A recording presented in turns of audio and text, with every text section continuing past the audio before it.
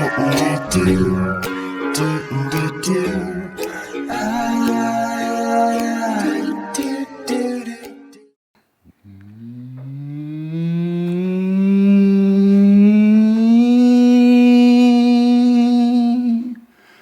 just the THX logo.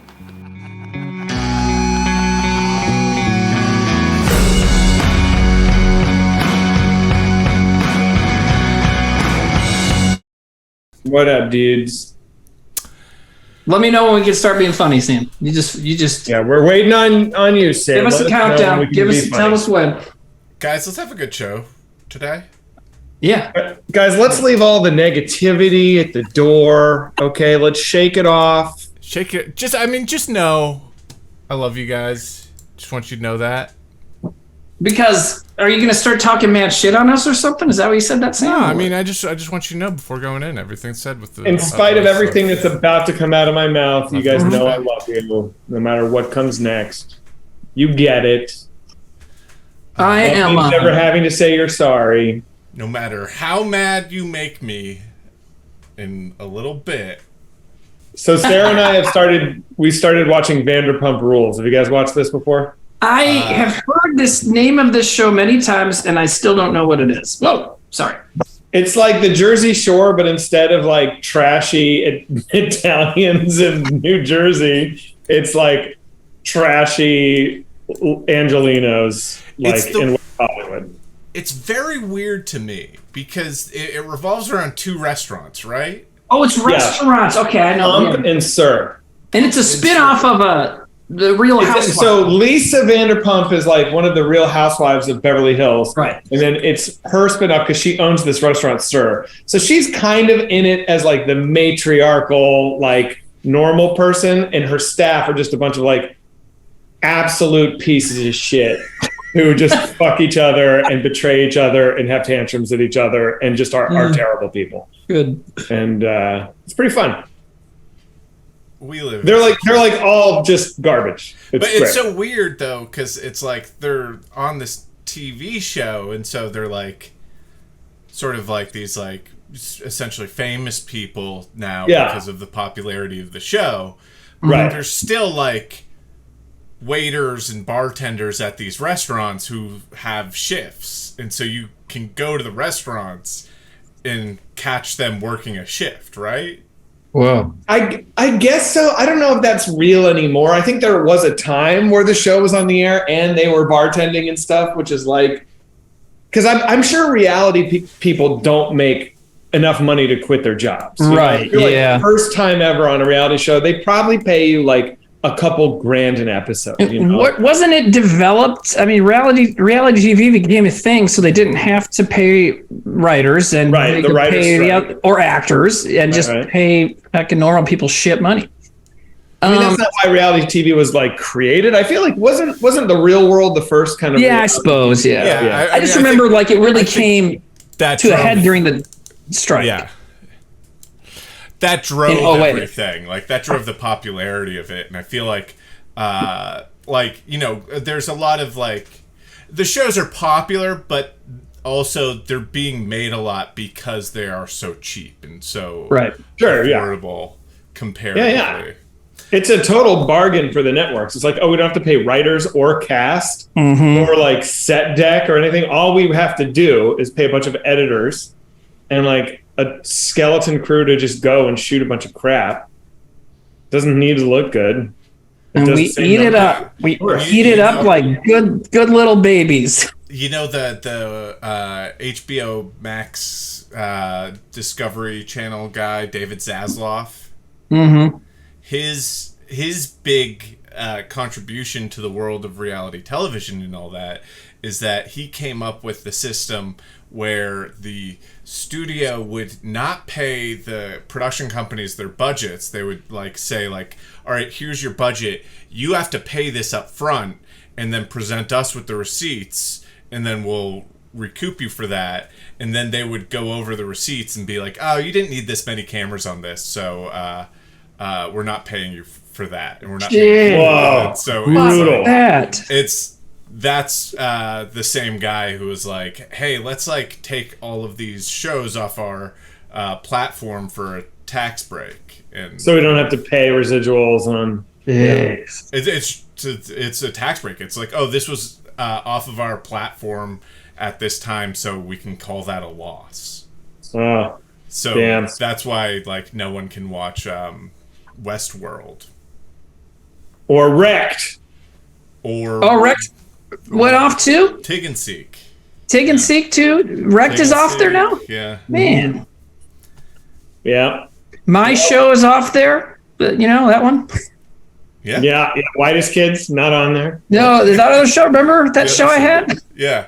It was, what was your other show? That Talking Head show you're on, World's Dumbest? A Hot Dog Talk with Timmy Hot Dog.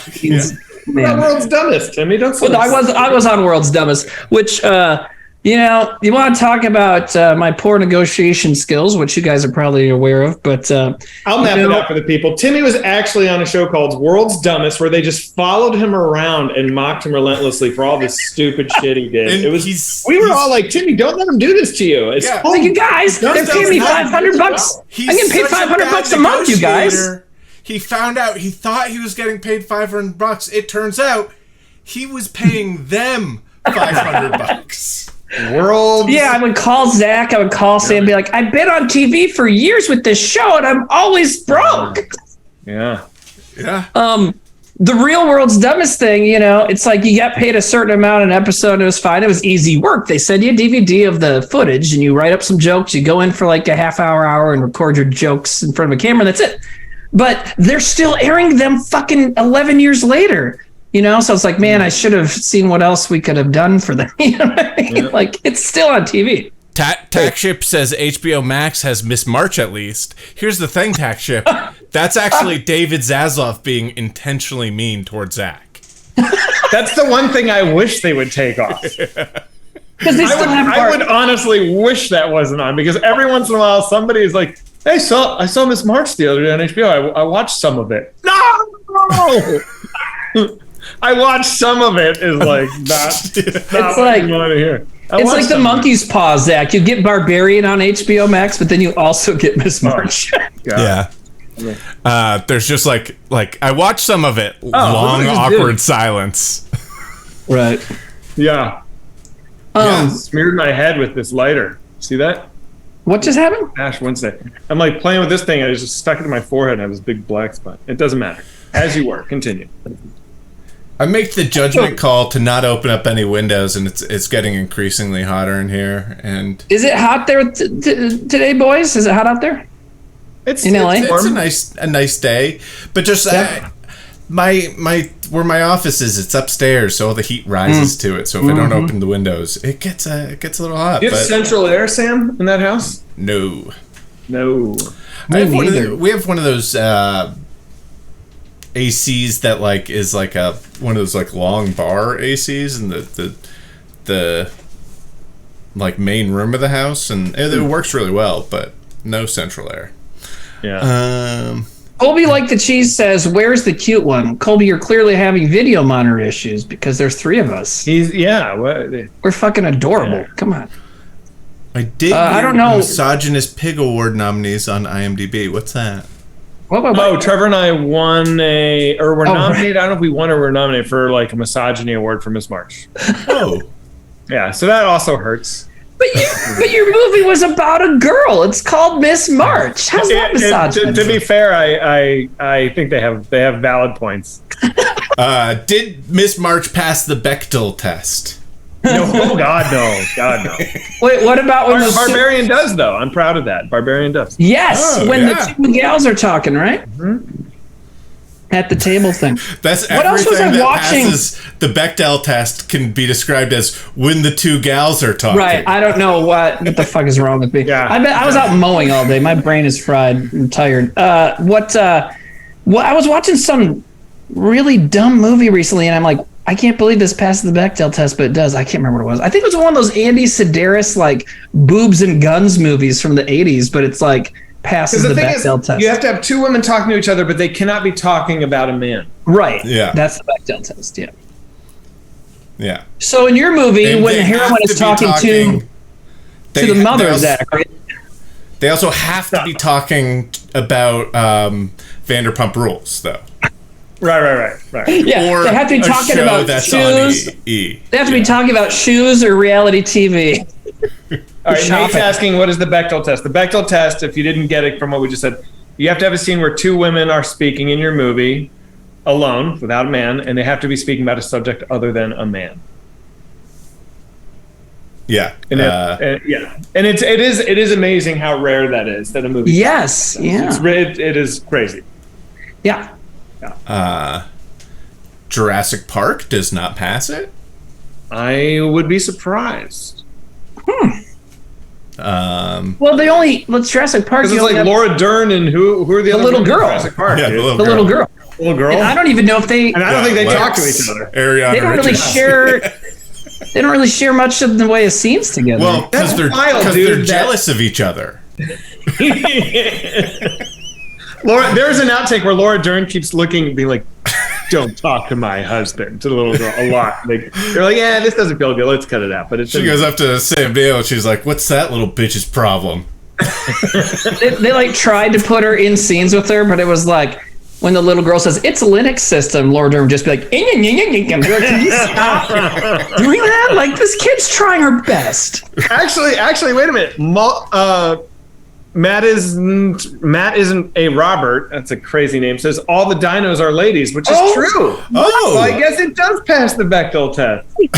It's in the island scene, of women. there's a scene in the kitchen where the two, which is sexist, by the way, Spielberg, but the two raptors are communicating to each other, right? They're passing. Yeah. But they're probably. What if they're talking about eating the little boy, though? Yeah. True. Yeah. True. And they did have Joseph Mazzello in that scene, so Yeah, he was present for that conversation. he was sitting in the cupboards. Yeah. It says the dinosaurs only talk about boy raptors. That's a cute boy raptor. I want to date that boy raptor. I think that the biggest I love that movie. It's great. It's amazing, and Sure. I recently though have realized that why didn't they start with one dinosaur? Everyone would fucking love it. Like if they had one Brontosaurus, everyone would be Yes. like, "Oh my god, this is amazing! I'll give Right. you all my money now." But It was they still have to like- have all the dinosaurs Yeah, and hundreds. the super dangerous ones. Yeah, They and- went so far past the line of good idea. That's a really good point. That is, yeah. It's like, should we just start with the one or two dinosaurs that are like kind of just big, gentle cows? Yes, but then 50 with knife teeth. What? Yeah. Why don't you make one compy, right? Keep it in a little cage. Take it around. Take a little tour. Take it all those places. People will come. Instead of making 70 that eat, what's his name in part 2? The Peter. You need to buy an island and hire a staff and do all the stuff. Just take it around. And also, what? genetic engineering must be hard enough already. Like, it must be tough to be like, there must be some phase where they're like, we haven't perfected the raptors yet. And no one was like, hey, let's just not do raptors. No wonder. They're like, no, we've got a product here that will sell. We've got something that will catch the imagination we need all of of the them. entire world. No wonder Henry Wu becomes a bad guy in the Jurassic World movies because he's like he's overworked, right? It's like, come on. Yeah. The doctor guy, he's kind of a bad guy in the Jurassic. The clone dude, the guy, the main cloning doctor, is kind of the bad guy in the newer movies. What's that guy's Colby name? like the cheese says, I've been playing Zelda and watching Cell Suck for 8 hours now, so this is perfect. Man, Interesting. That's got to be weird. If you're playing, if that's true, if Colby like the cheese has been playing Zelda for 8 hours and listening to our voices, and now they're listening to our voices playing Zelda and we're talking about Colby like the cheese, that's got to be sort of a weird feeling, right?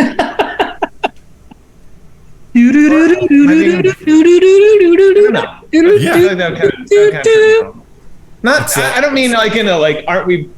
Whatever. Moving on. No, I listen. I've been telling you this is that I listen to Double Threat.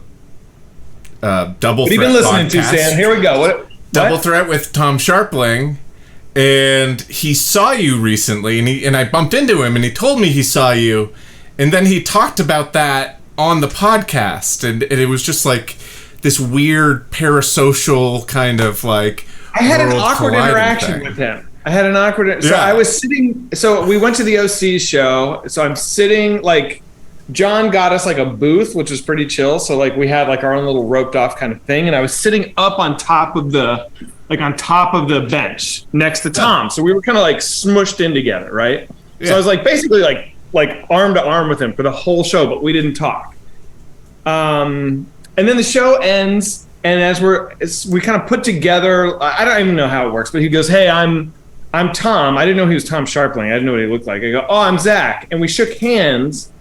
And I said, "Pleasure." And he goes, "No, I know, because I'm friends with Sam and Emily. I actually live close to them." So he thought I said, "I'm Zach." Shook hands. Kreger. Like he thought I was like, just so you know, I'm Zach Kreger, okay? But then it was like the kind of thing where it was too little of a thing to correct him and be like, "No, I didn't say Kreger, I said Pleasure." Like that would have been, so I just had to let it go. And I'm like, does he think I'm like this arrogant fucking... That's the neuroses that plays in my head for a long time. The ironic thing is that you didn't know he was Tom Sharpling. So if he did go, "Hey, I'm Tom Sharpling," you would have been like, "Oh!" Like, "Oh, no shit. Oh, I don't listen to your stuff, but I hear all my friends like you. Cool." You know? Poop Riot says, "Bro, a movie called Jurassic Park about an amusement park having one lame-ass vegetable-eating dinosaur would be worse than Miss March." Sure, we're not saying that you should make a good choice for the movie. We're glad they made bad choices because it made the movie good. Casually throw out Miss March as the barometer of a terrible movie. I would not agree with that. I would not agree with that. Someone else said a little bit ago that I was going to say too is that maybe Miss March does pass a Bechdel test for the scene where the two lesbians are making out. I saw that comment. I don't think that's what they had in mind when they came up with the Bechdel test. I mean, you don't just cut to the lesbians making out by themselves, right? You guys are present. Oh, yeah, they're in the car. Isn't it in the car? Yeah, and they're super horny. The Bechdel test, it could be it has to be two women talking, or they could be making out while guys watch them make out. Guys ogle them, yes. It's like, who made this test? Me, Larry Bechdel, a horny man. Yeah. Oh, man. Getting High with Dinosaur says, "Zach, what's your new ink next to Abe? Do you have a new tattoo?" It's not new. Oh, the circle thing, or what is it? The hand there. Oh, okay. I'm getting 2 tattoos next Friday. Ooh, is one of me? Because you know what it is? I don't like this right now because it's just kind of all alone out there. So when I wear like a long sleeve shirt that's up to here, I just feel like it needs more. You know what I mean? Like it looks awkward. So I'm gonna start. I'm going for it, guys. I'm gonna get all. Leave it. I'm gonna get bad. It's gonna Leave it. What are you gonna get? Get a koi. I'm not telling. You're just okay. You'll see. Okay. I'm pretty sure it's 2 tattoos, so it must be one of my face and one of Sam's. Yes, that's right. Good. If you want to, next time I see you in person, I will sign my name under my face. Then you can get that tattooed too. Okay, great. I will. Bean says in all caps, "How much are they going to cost?" The tattoos? The tattoos. I don't know.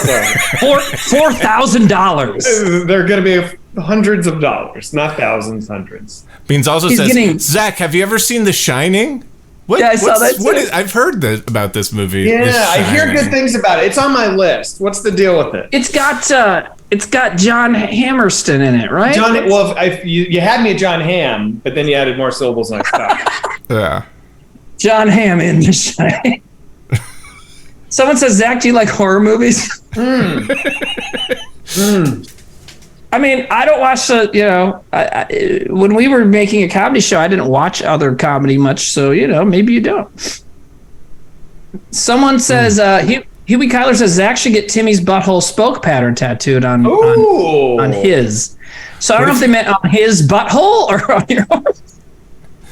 I should get that drawing Trevor did of you two having anal sex. Remember that? That was a good one.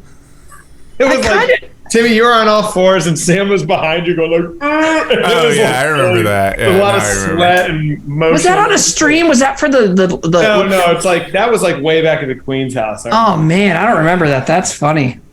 There was a second where I was like, I don't remember that. And then that meant like, oh, this was something Trevor did like without us knowing and was like, guys, check out this drawing. Is that weird? He's just sitting by himself like, I should draw two of my friends fucking. I mean, that's weird. Pretty on brand, though. It's pretty on brand. It's on brand. On brand and weird are not exclusive, though. You can be both.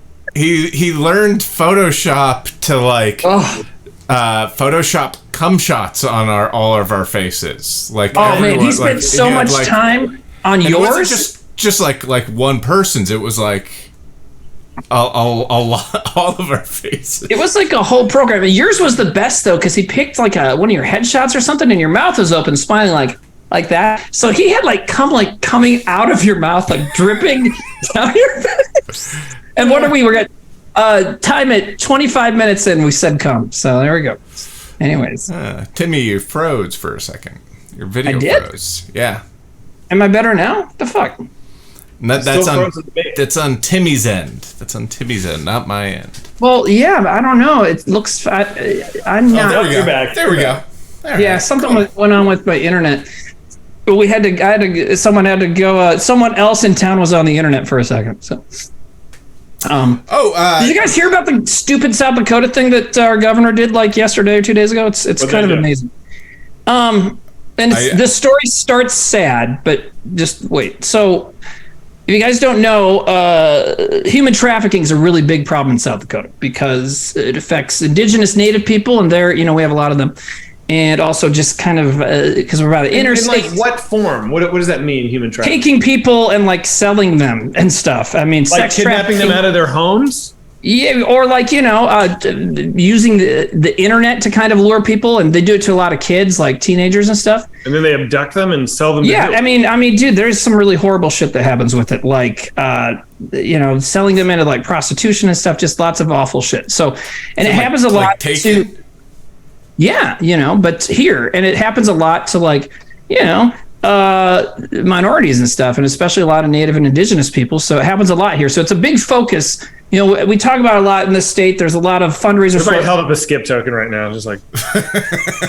I said, what if it would be? I know, but I was just like, oh my god. Okay, so it's all good. Okay, so our governor, she's great, right? So great, Kristi Noem. She was at a fundraiser for survivors of human trafficking and to help combat it and stuff like that. And it was a benefit auction, which means you bring items to be donated, and then you donate the items, they get auctioned off, the money goes towards the cause. So the item she brought to be donated was a branding iron. And, for cattle? Yeah, but I mean, human trafficking is basically modern slavery, and she brought a fucking branding iron. People are like, wow. Because I mean, people are being sold into, it's essentially being sold into sex slavery in a lot of cases. I mean, they're like what you would call, I mean, I heard the term, a friend of mine who works in the news here was researching it and learned the term baby farm this week. So really horrible shit. I don't know that term. Baby farm? Like a room. I mean, they're taking young women and holding them and making them have babies and selling the baby. It's crazy. It really happens. That was way darker than what I was imagining. I was imagining a cartoon. They make babies. I was thinking about Cabbage Patch dolls. It's not like Cabbage Patch. And they shoot them out the door. And but anyway, so it's like a baby riding a tractor with like little baby cows and riding puppies. Someone said barbarian. Yeah, I mean, not far off. So but anyway, so for her to bring a branding iron, just as another great example of like, you have no fucking clue like how any of this shit works. And what's funny is she's a big she was really, really, really big against teaching critical race theory and about slavery. And it's like, well, maybe someone should have taught you a little bit about this, so you don't bring a fucking branding iron for an anti-slavery night. You know what I mean? That's rough. Anyways, I thought that was amazing. Yeah. And terrible. Kristi Noem. Mm-hmm. She is 200 for 200 on being a moron. Anyways, hey, what? I like that. She is 200 on being a moron. What does that mean? I don't know. It's like she never. You know what it is? It's like she never misses. Yeah, it's just like my friend and I were talking about that earlier. 200%. Right? No, there's no. there's no bottom to the ignorance barrel. You know what I mean? It's like, it's just incredible. You know? It's funny. 200 on being a moron. I'm gonna say Girl made of cheese. Why is there so many cheese names? Says it's not because she's dumb, it's because she's hateful and spiteful. Know the difference. How about it's all three? I mean, like, yeah, and you, also you can be both. Yeah, you can be, and also a lot of times people are hateful because they're dumb and ignorant. You know what I mean? I think it's also anyways, there's my little soapbox, whatever. I hear you, man. Beans says you should keep talking more and more about baby farms. I don't think we should. No, it's not really like there's not a lot of angles to joke around and have fun with baby. We're not done milking this premise. I think I got one. Come on, you already baby farms. You already wrote a baby farm movie. Adorable little handfuls are actively with all the babies milking the cows, but they're just like milking. Oh my god! I mean, you know, but no, the shit they have is dark web shit. Like where people are just openly discussing what's up for sale. It's crazy, man. So, anyways, it's a big problem, and it's too bad that our governor doesn't get it. You know, it's just. Anyways, what's up? I think it's funny because the 200 for being a moron thing is funny because if you're batting 200 on something, that means you're 1 for 5. Right. It means like she's mostly smart. Right. You know what though? 200 things she says is 200 did not used to be 200 did not used to be a good batting average, but like, you know, pitchers got better and faster, and so, you know, whereas 400 used to be good, now like 250, 300 is considered all right, you know. So too bad the batters couldn't keep up with the pitchers. You know that's the other funny thing about 200 for being a moron is it's like just okay. Like it's not like no, she's terrible. All I meant like 200 out of 200 times she's going to say something stupid, and it's just crazy, man. It never fails. I hate it, and you know, what are you gonna do? Noted director Zach Kreger pokes fun at baby farms on Twitch. Yeah, but watch his movie. His movie's kind of about a baby farm. Like, what do I get out of this? What's the benefit here? Every time I come out here, I'm playing Russian roulette with my fucking career, and I continue to for some reason. You get friendship, camaraderie. I can have friendship and camaraderie with you guys without it being on the record. Yeah. Yeah. Ooh, do you need to go? You guys are like, well, yeah, it's a good point, Greg. Really? I also have a, you know, my phone works, man. I have a public facing other life in that town where I came out here and like have talked multiple times about hating the mayor and the governor, but you know, whatever. They don't watch this shit, right? The people that can harm you, harm me. I don't know. I wish. Is there any way we could advertise to them, like specifically, like find out like who they are and have just like our fans just like kind of send stuff, be like, hey, check out this show, Self Suck Saturday. It's fun. Yeah. There's this episode where he talks about how you're a little asshole in a convertible. It's funny though, man. Our mayor is like a joke mayor in like from Portlandia or something. You know what I mean? Just like driving around in a convertible, like thinking he can tell everybody what to do. Anyways. Someone says, no, Zach, you have immunity. Anyone that looks into the context of whatever you say would know you don't mean it. This is a dumb comedy because that's stream. Something that the public does a lot is consider context. Yeah, I literally just talked about like some people bringing like slavery items to an anti-slavery event. People are fucking morons. I heard a really crazy story from, do you still listen to The Daily at all? Yeah.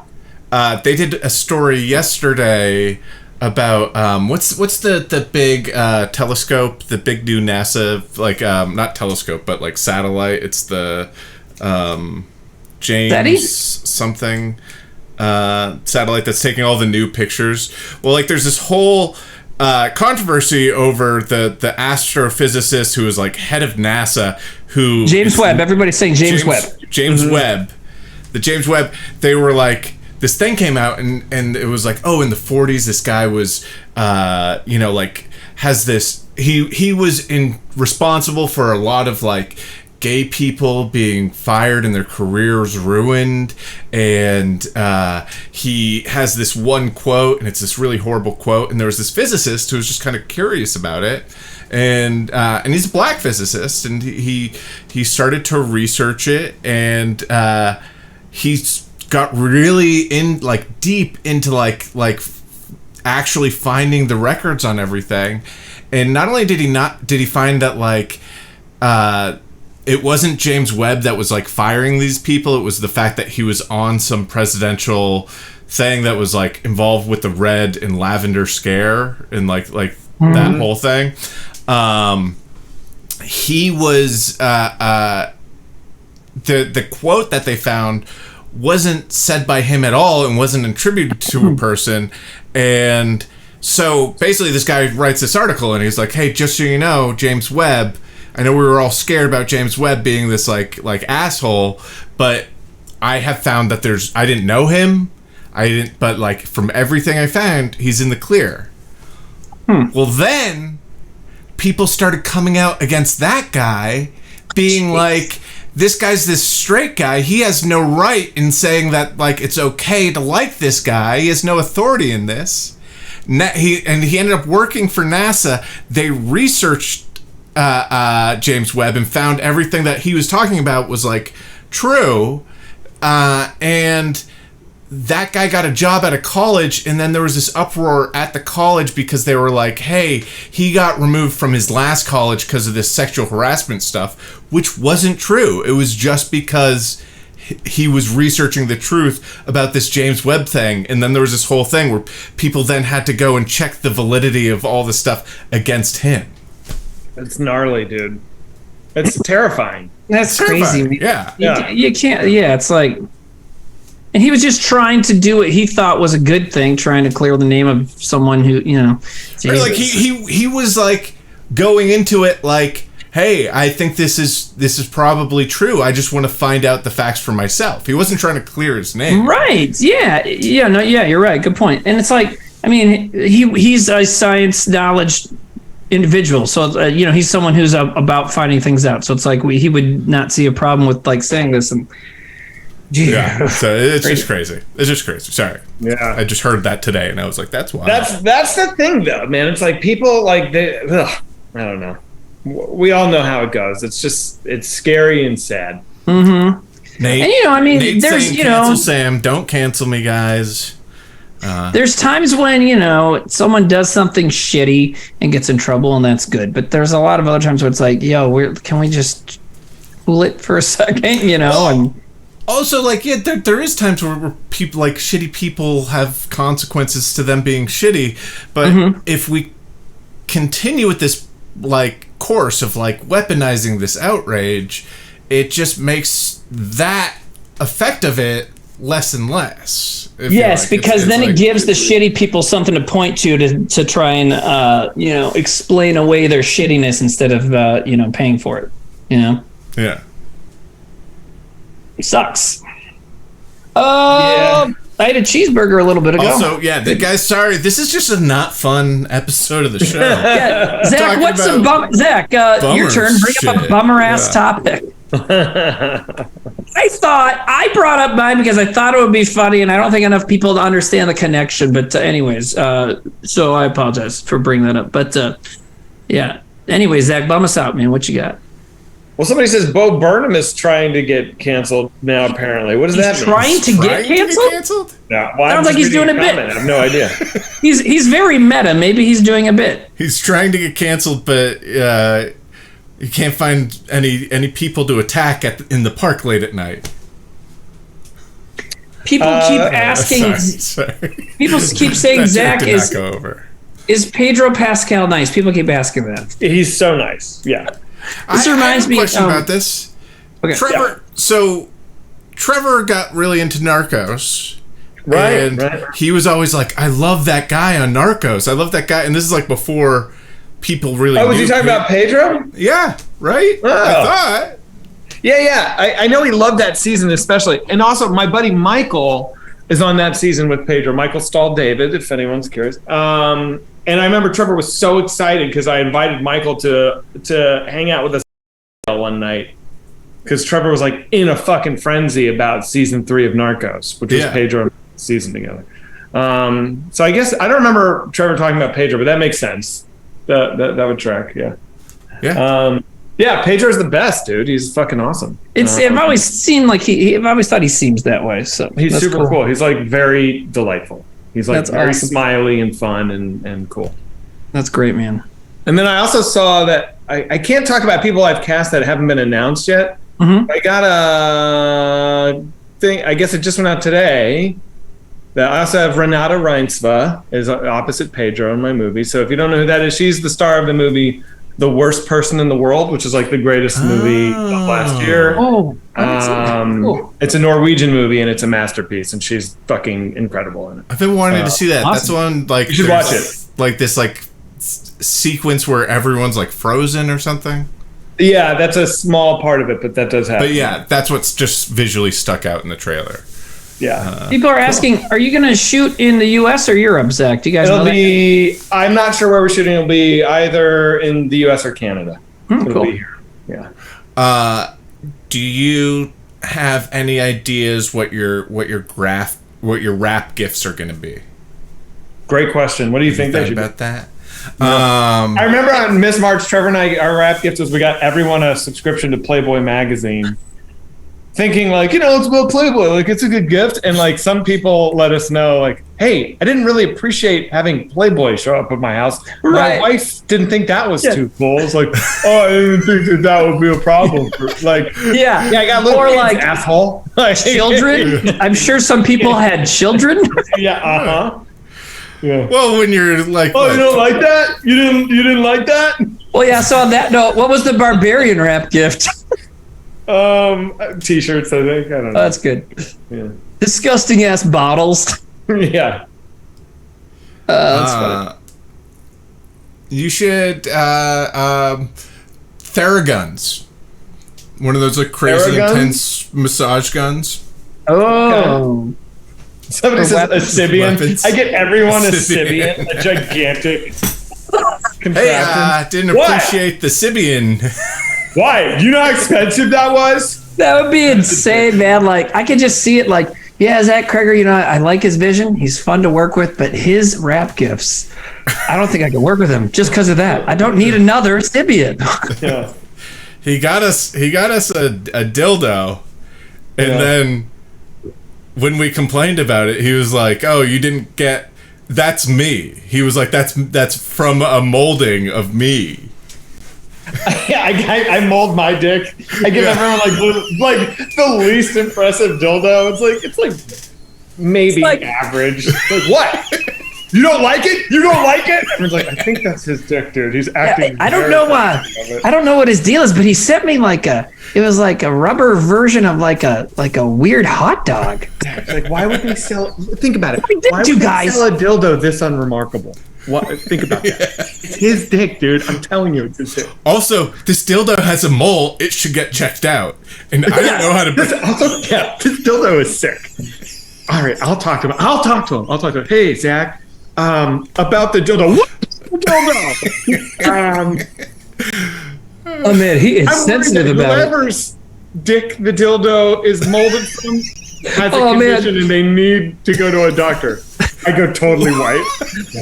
Greg G What are you says, talking about? here's a funny joke from chat. Greg G says, I've never seen a flaccid dildo before. Yeah. It's not flaccid. Some people have a condition where it's hard going down and bendy. I know. I don't want to like logic through the joke, but they have those. I think they're called soft packs. What does that mean? But what do you... whatever. Well, they're not for sex use. They're for like, you know. Oh, are you talking about people's penises or dildos? Dildos. No, but like they have flaccid like rubber dicks that they sell. For Right, but the people joke I'm to, making like, is that Yeah. if my It's dick his when it got dick. hard looks Nate- just like Nate a normal says- flaccid dick, I got Nathan really chat. defensive about it. Nathan chat says flaccid dildos are called packers. They're for. Are you trying to say trans people, Nate? Because it says trans people, but I don't know. But anyways, I guess. Okay. Or soft packs is what I've heard, and I found that out from my friend Jeffrey, who did the RoboCop scene where RoboCop shoots all the hundreds of dicks. God, that's One of the brilliant. funniest things ever. That's a masterpiece. It's great. Oh my God, my daughter loved it. I feel like your daughter's old enough to see that now, don't you? A bunch of dicks get shot, maybe. Oh. What's What's her email?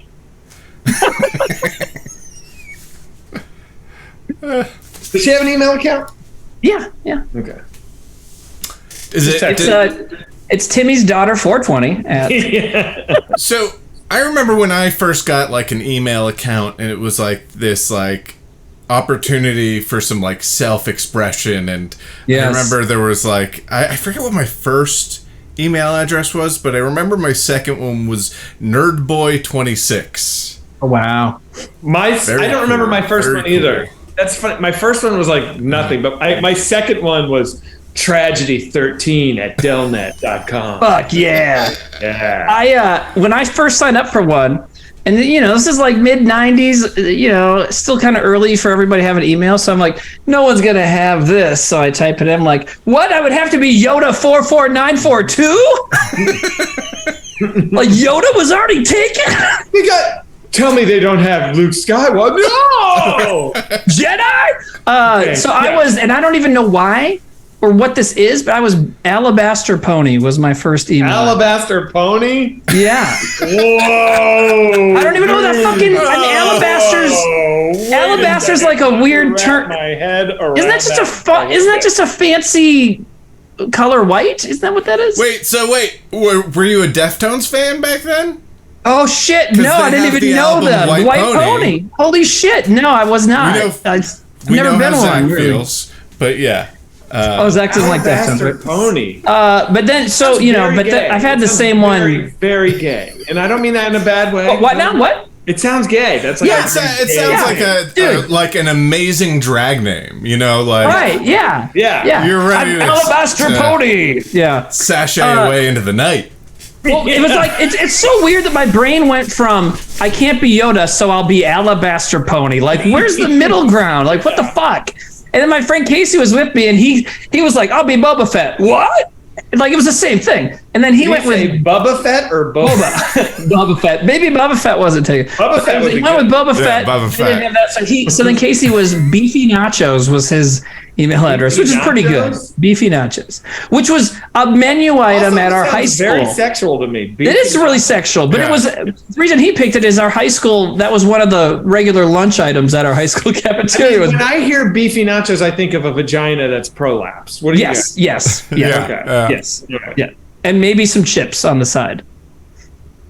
Yeah, sure. Yeah, you guys like pussy and chips. Hey, speaking of stuff like this, I had this kind of moment of clarity recently where, living out here, small town, conservative. What? I said sucks. Well, yeah, sometimes it does. I like my house and my daughter and like 6 other people, but sometimes it sucks. Anyways, sometimes I don't realize that the culture and the world we grew up in our 20s doing white as kids and 30s and stuff was like, it's different than a lot of what a lot of people deal with. And so some coworkers of mine, this girl who's a little bit younger than me that I work with is like 30. She said, this is the other week, she said, we were at Mother's Day dinner and my brother kind of made everything awkward when he mentioned eating ass, and my mom got really sad about it. And then so two of my other, and like, first of all, it's like, well, how did that? Sad? I don't know. I guess she was just like, it was like a fucked up thing to think about. I don't know. But here's the other thing. Funny. The idea of like the mom. Right. It's like it was like, well, she said, I don't know if she said sad. She said it like ruined. She said it ruined the meal. Which either way, it's like, what if I said it in front of my mom? She'd be like, what the fuck's wrong with you? And move on. I'm but so these two stare ladies out the window and listen to Mad World. Eating ass. What? I didn't find money. But so then these two ladies are like, what is that?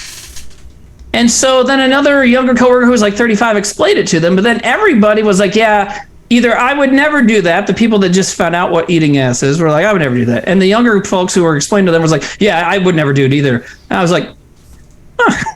They were like, did you tell them? Well, they're like, Timmy, would you? I said, listen, all I'll say is when I am having sex, I want to make sure everybody has a good time, including myself. That's what I said.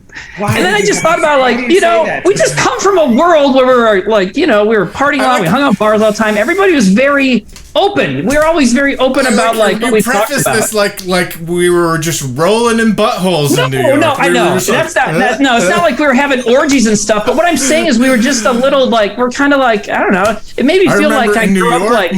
I couldn't get hold on, out of my tongue. No, hold on. Open mic night. What, Zach? I want to hear what you have to say, Timmy. Yeah. I was going to say, like, so I just think it, like, when you think about it, we spent that time, we were constantly in bars, constantly just, like, making dirty jokes and stuff. And it's like, I'm in a world now where it's like no one else does that. It was a moment where I felt like, very different and broken, just because like I'm like, to me it doesn't, because to me it's not a big deal. You know what I mean? That's what it is. It's like who gives a shit? You know what I mean? It's not a big deal. It's not a big deal. And to me it's like, I mean, going just into the whole kind of philosophy of having sex with somebody, I'm like, you should do whatever you're both like to do, and also like that, and that's it. Then you do it. As long as it's a man and a woman and it's missionary style, do your thing. I don't have a problem. Wait. Missionary style. Missionary style ass eating. Missionary style. What is missionary style ass eating? Yeah, if you can make it work, make it work. I don't know. That's what I'm saying. That's not my business. I don't need to know, but it's got to be missionary, and obviously. Critical Thought says no eye contact. Is that missionary style? Right. Well, yeah. I was gonna say missionary style means someone's underage, but that'd be more priest style, I guess. But missionary is different. But Waka Waka, sorry. What else is going on? Someone says there's a third person, of course. I don't get it. I don't know what that means. I don't know what that means. Missionary, a man, a woman, and a man or a woman. Two people doing missionary, third person eating ass. Eating one of their butts? Sure. I'm taking, so my daughter's best friend, her parents are from the East Coast, actually, New Yorkers, and they ended up here working in wind farms. I don't know. Anyways, they apparently love the Dropkick Murphys, and they're coming to South Dakota this fall. Yeah, exactly. And they're taking their daughter, my daughter's best friend, and so I bought tickets. Me and my daughter are gonna go, and I just think it's gonna be funny because we're going to the floor, So I hope she sees. Are you just gonna wait till they play the Departed song? Every other song is like, pretty good. And as soon as they do the everybody in that place is gonna go. I know. It's one of those things. It's because, that's how it is at any show for a popular band. It's like there's all the dudes who like only know the one song. And this is how they all react when that band plays it, especially when it's lyrics that they know. Yeah. It's always pointing at the lyrics, right? Every time. It's always. It's like I saw Tool right around the time I met you guys. I saw Tool in Madison Square Garden back in 2001, and it was a great show. I loved it, and it was a packed place at Madison Square Garden. And they'd take an intermission, and during the intermission, they had a lot of weird visual stuff, and there were contortionists coming down from the ceilings on ropes, and we're doing a bunch of weird shit. And I swear I was like the only person in the arena who wasn't going like, play another fucking song. It's like, do you guys not know what Tool like? Weird pretentious shit is like part of their whole deal. Like, I never got into Tool. Yeah, I wasn't never super into them. I just really wanted to see them live. But like, it's weird. It's funny that they wouldn't appreciate that if they were there. If you would spend the money to go and then you don't like what they're all about, I don't know. It's just weird to me. It's weird. You ever do this when you go to a concert though, and you're like, yeah, I'll see this band. I really like this song. I'll go see them. And then they play that song like second. And you're like, okay, man. Like, I don't know, like, I guess this is what they sound like. Okay. I went about a month ago or so and saw Sunny Day Real Estate. I was given a ticket. I went and saw them at the Wiltern. I watched maybe 4 songs, and I was like, cool, I'm done. And then I left. Yeah. And, when I saw it was kind Devo, of the best way to see it. Did you see In Circles? No. Okay. I don't really like that song. When I saw Devo, they played. It's just like one of the most popular ones, I feel like. The song? I don't know anything about that, man. Sunny Day Real I'll tell you what. The album How It Feels to Be Something On is a fucking 10 out of 10. That record is so great. I'm not like a big Sunny Day fan. Wait, what's the cover of that one? Is that? It's like a drawing of like the sun in a weird way. Oh yeah. The weird like orange. It looks like a Tool album cover. Like it kind of does. I think. Yeah. It's a great record. And Guy in a hat says the title track, "How It Feels to Be Something On," is like out of control. So I'll check that out. I've seen 311. That like every other song, like there's some songs of theirs that I'm like, this is great, and then there's some songs where I'm just like, complete miss. Definitely. But that record's pretty solid. What kind of music were they? Like indie emo, kind of like original emo. Old school emo, like the 90s. Like they kind of started it, and no one else did it as good as they did. They were kind of like the best.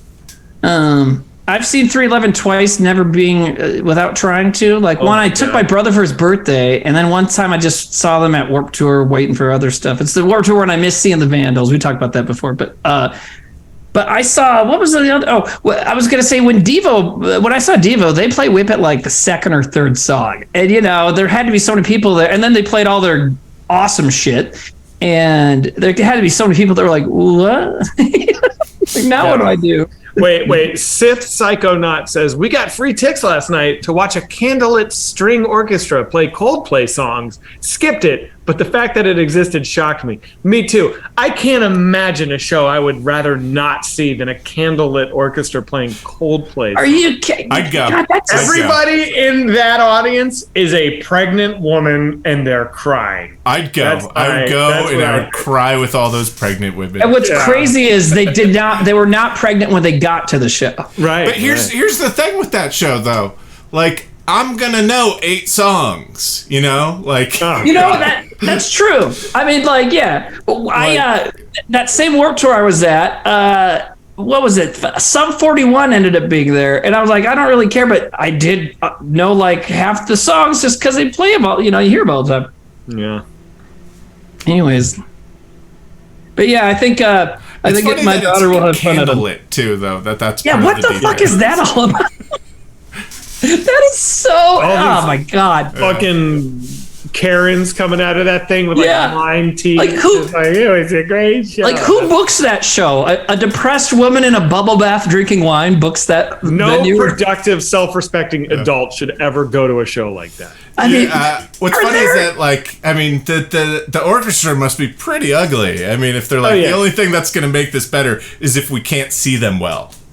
Also, orchestra, really? How about a bunch of people who like learned violin in high school, never really like excelled at it? Now that moved into, can you imagine if you devoted your life to like the cello, and this is what you end up doing for money is playing Coldplay songs to a bunch of fucking boozed up moms? Right, gotta be depressed. So depressed.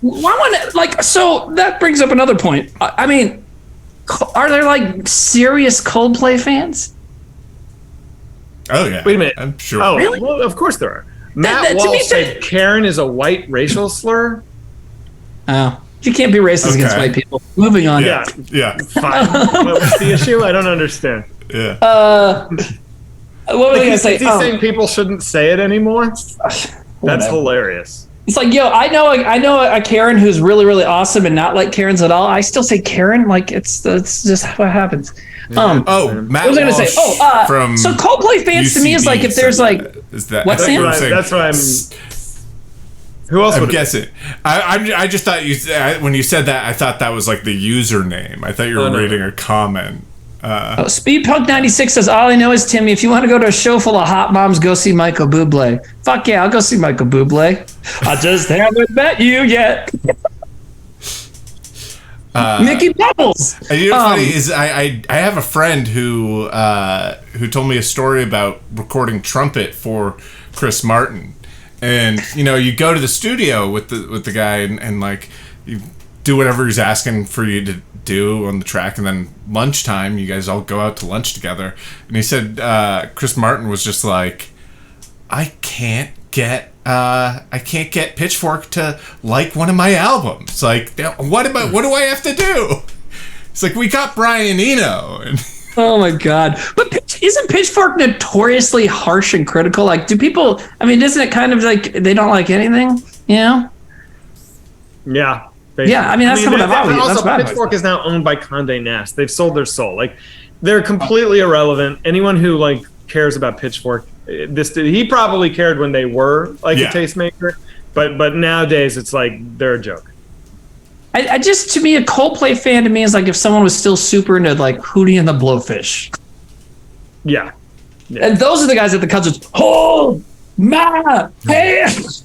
I almost have more respect for Hootie and the Blowfish than I do for Coldplay, because at least Hootie and the Blowfish was like, they were like occupying a space. It's like, we are beer pong and, you know, summertime keg, you know, like that's what we do. And that's cool. And I feel like Coldplay was like, we are like sensitive Radiohead, diet Radiohead. Yeah, Hootie the Blowfish really accepts who they are. And Darius Rucker really knocking down racial stereotypes. He's like, hey, black dudes can do bro rock and then do a country album. Yeah. I mean, I think Coldplay is what happens when you're like a certain level of popularity and you go, let's be more popular. And let's keep chasing this popularity thing. And it's like Weezer. Yeah, and it just brings you down this street where all of a sudden you're just like something that is super bland and just nothing that like people who don't care about music would ever have anything wrong with. Okay, here's a question. Timmy, I want you to answer this. Yes. It's been 20 years. Is ska, and I don't mean original like Jamaican ska, third wave, like third wave ska, going to have a revival? I don't know. You know, during the pandemic, a couple friends and I, before White as Kids started doing all this stuff, a couple friends and I started a ska podcast, and we were interviewing. Did you call it Skodcast? No, because there already is one, and it's not even about ska. The Skodcast is there's a guy whose last name is SKAD Skod. So we were like, God damn it, we were going to call it. It was going to be called. You could have called it Podscast. Well, yeah, that'd be weird. We were going to call it Enjoy Yourself, but so Enjoy Yourself. Yeah, there's nothing to do with ska. What? That has nothing to do with ska. Yeah, the specials have a great cover of it. I mean, okay.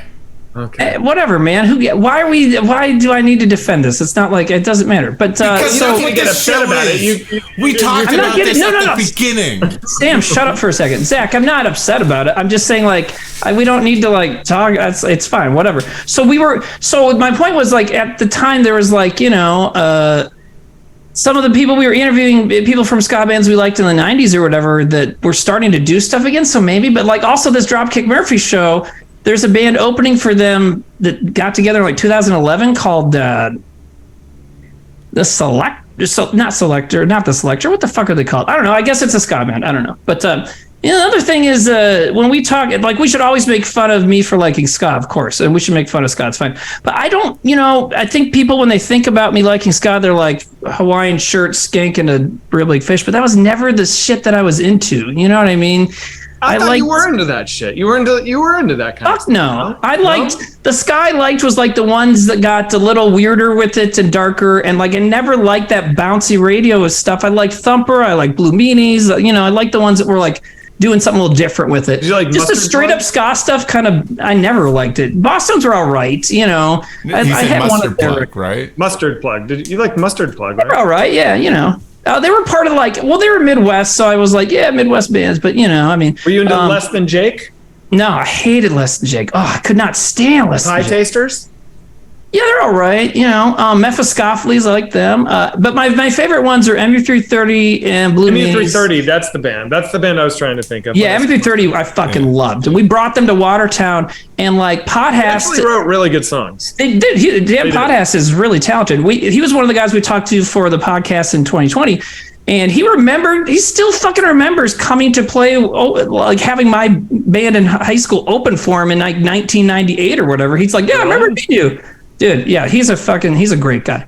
And Blue Meanies were like, I mean, they were like beyond kind of even being described, you know, for a genre. But anyways, I mean, it's still silly to be, huh? What about Suicide Machines? Big D and the Kids Table. I went. I never really listened to them. They have a good. I have a CD. I had a CD somewhere of like metal covers by ska bands. Big D had a good one. I don't remember what song it was though. I've seen them a bunch of times, and I saw a bunch of their shows with Kicked in the Head and Thumper. I went to the last Thumper shows. Oh, that's right. You talked about that before. That rules. Goldfingers. People are asking about. No. Real Big Fish. No, didn't like it. Suicide Machines. Yeah, they were pretty good. Yeah, I like them. Against All Authority also, or no, Suicide Machine was Detroit. I was in a Choking Victim. Who? Choking Victim. I kind of remember them. Were they? And then there was one called The Rudiments that were really cool and weird. You know what One I opened from Seattle was fucked up and crazy. They were great. Their songs are fucking insane. They have a secret track on their CDs that just two guys going, "Yes, you come from your mama's vagina. You come from your mama's vagina." Just doing that over and over. And one of my friends when we were kids broke in a little booth at the track and field track here and blasted that over the loudspeakers like in the middle of the night. Yeah, that kid's a legend, dude. Can we get that kid on this show? And never got in trouble. Never got caught. So great. If we bring him on, we'll like digitize his face and like change his voice. Like, yes, it was really funny. Well, I heard a rumor that at a football game at Yorktown High School, which is the high school near where I grew up, kids snuck into the thing and played "I Wanna Fuck You Like an Animal" like at that part during the football game. But I don't know if that's true or not. That would be great. People are saying the Aquabats. Yes, I like the Aquabats. They were that bouncy poppy stuff, but they had that weird angle. Huh? There's some of them that are Mormon. Some of them are Mormon. Oh yeah, because Sam, do you know some of them because they worked on that show? My ex-girlfriend, Sevon, the director of the movie's wife, used to date one of the Aquabats. Oh, okay. So she knew a bunch of the Aquabats, and I've met some of them before. But yeah. Someone says, "Do you like Madness?" I actually don't know a bunch of Madness, but I like whatever. I love very poppy. Like the specials, I think are fucking amazing. Oh, the specials are so great. You know what? When the pandemic started, I was driving around in my van around here blasting Ghost Town. I just like it's awesome. That. Yeah. You know what else is great? If you like the specials, do you know Fun Boy 3? I've heard the name. I don't think I've heard their music. Dude, they have this song, "The Lunatics Have Taken Over the Asylum." You know that song? It's like the best special song, but they did it after the specials broke up. Dude, I say, can we play it right now? I'm gonna write it down. What is it? Guys from the specials or what? Yeah, it's the lead singer of the specials who died. What's that band I asked you about the other day? We were talking about Lard. Was it Lard? Lard. Yeah, Lard. Ridiculous. I just ran into them because I listened to. Hold on and hang on. You know who's always in chat. Her and her husband saw Ministry, and for some reason they had messed me about it. So I was listening to Ministry, and then my iTunes Ministry, dude. went to Lard. Ministry is great. Yeah, dude. Wait, Sam, can I play this song? Can I share screen? Okay, wait, so what was it? Three what? The Lunatics, is that what it's called? No. Lunatics Have Taken Over the Asylum. Let me play the video. Fun Boy 3? Yeah. Oh, Fun Boy 3. I was going to play the song for everyone, but... yeah, if you want to... I've never seen the video, but I know the song's fucking masterful. All right, here we go. Sharing sound. Here we go. You guys see what I'm doing here? Yep. Wait, let me make sure. Hold on, real quick. Oh, I hear it. Oh, yeah. Let's see.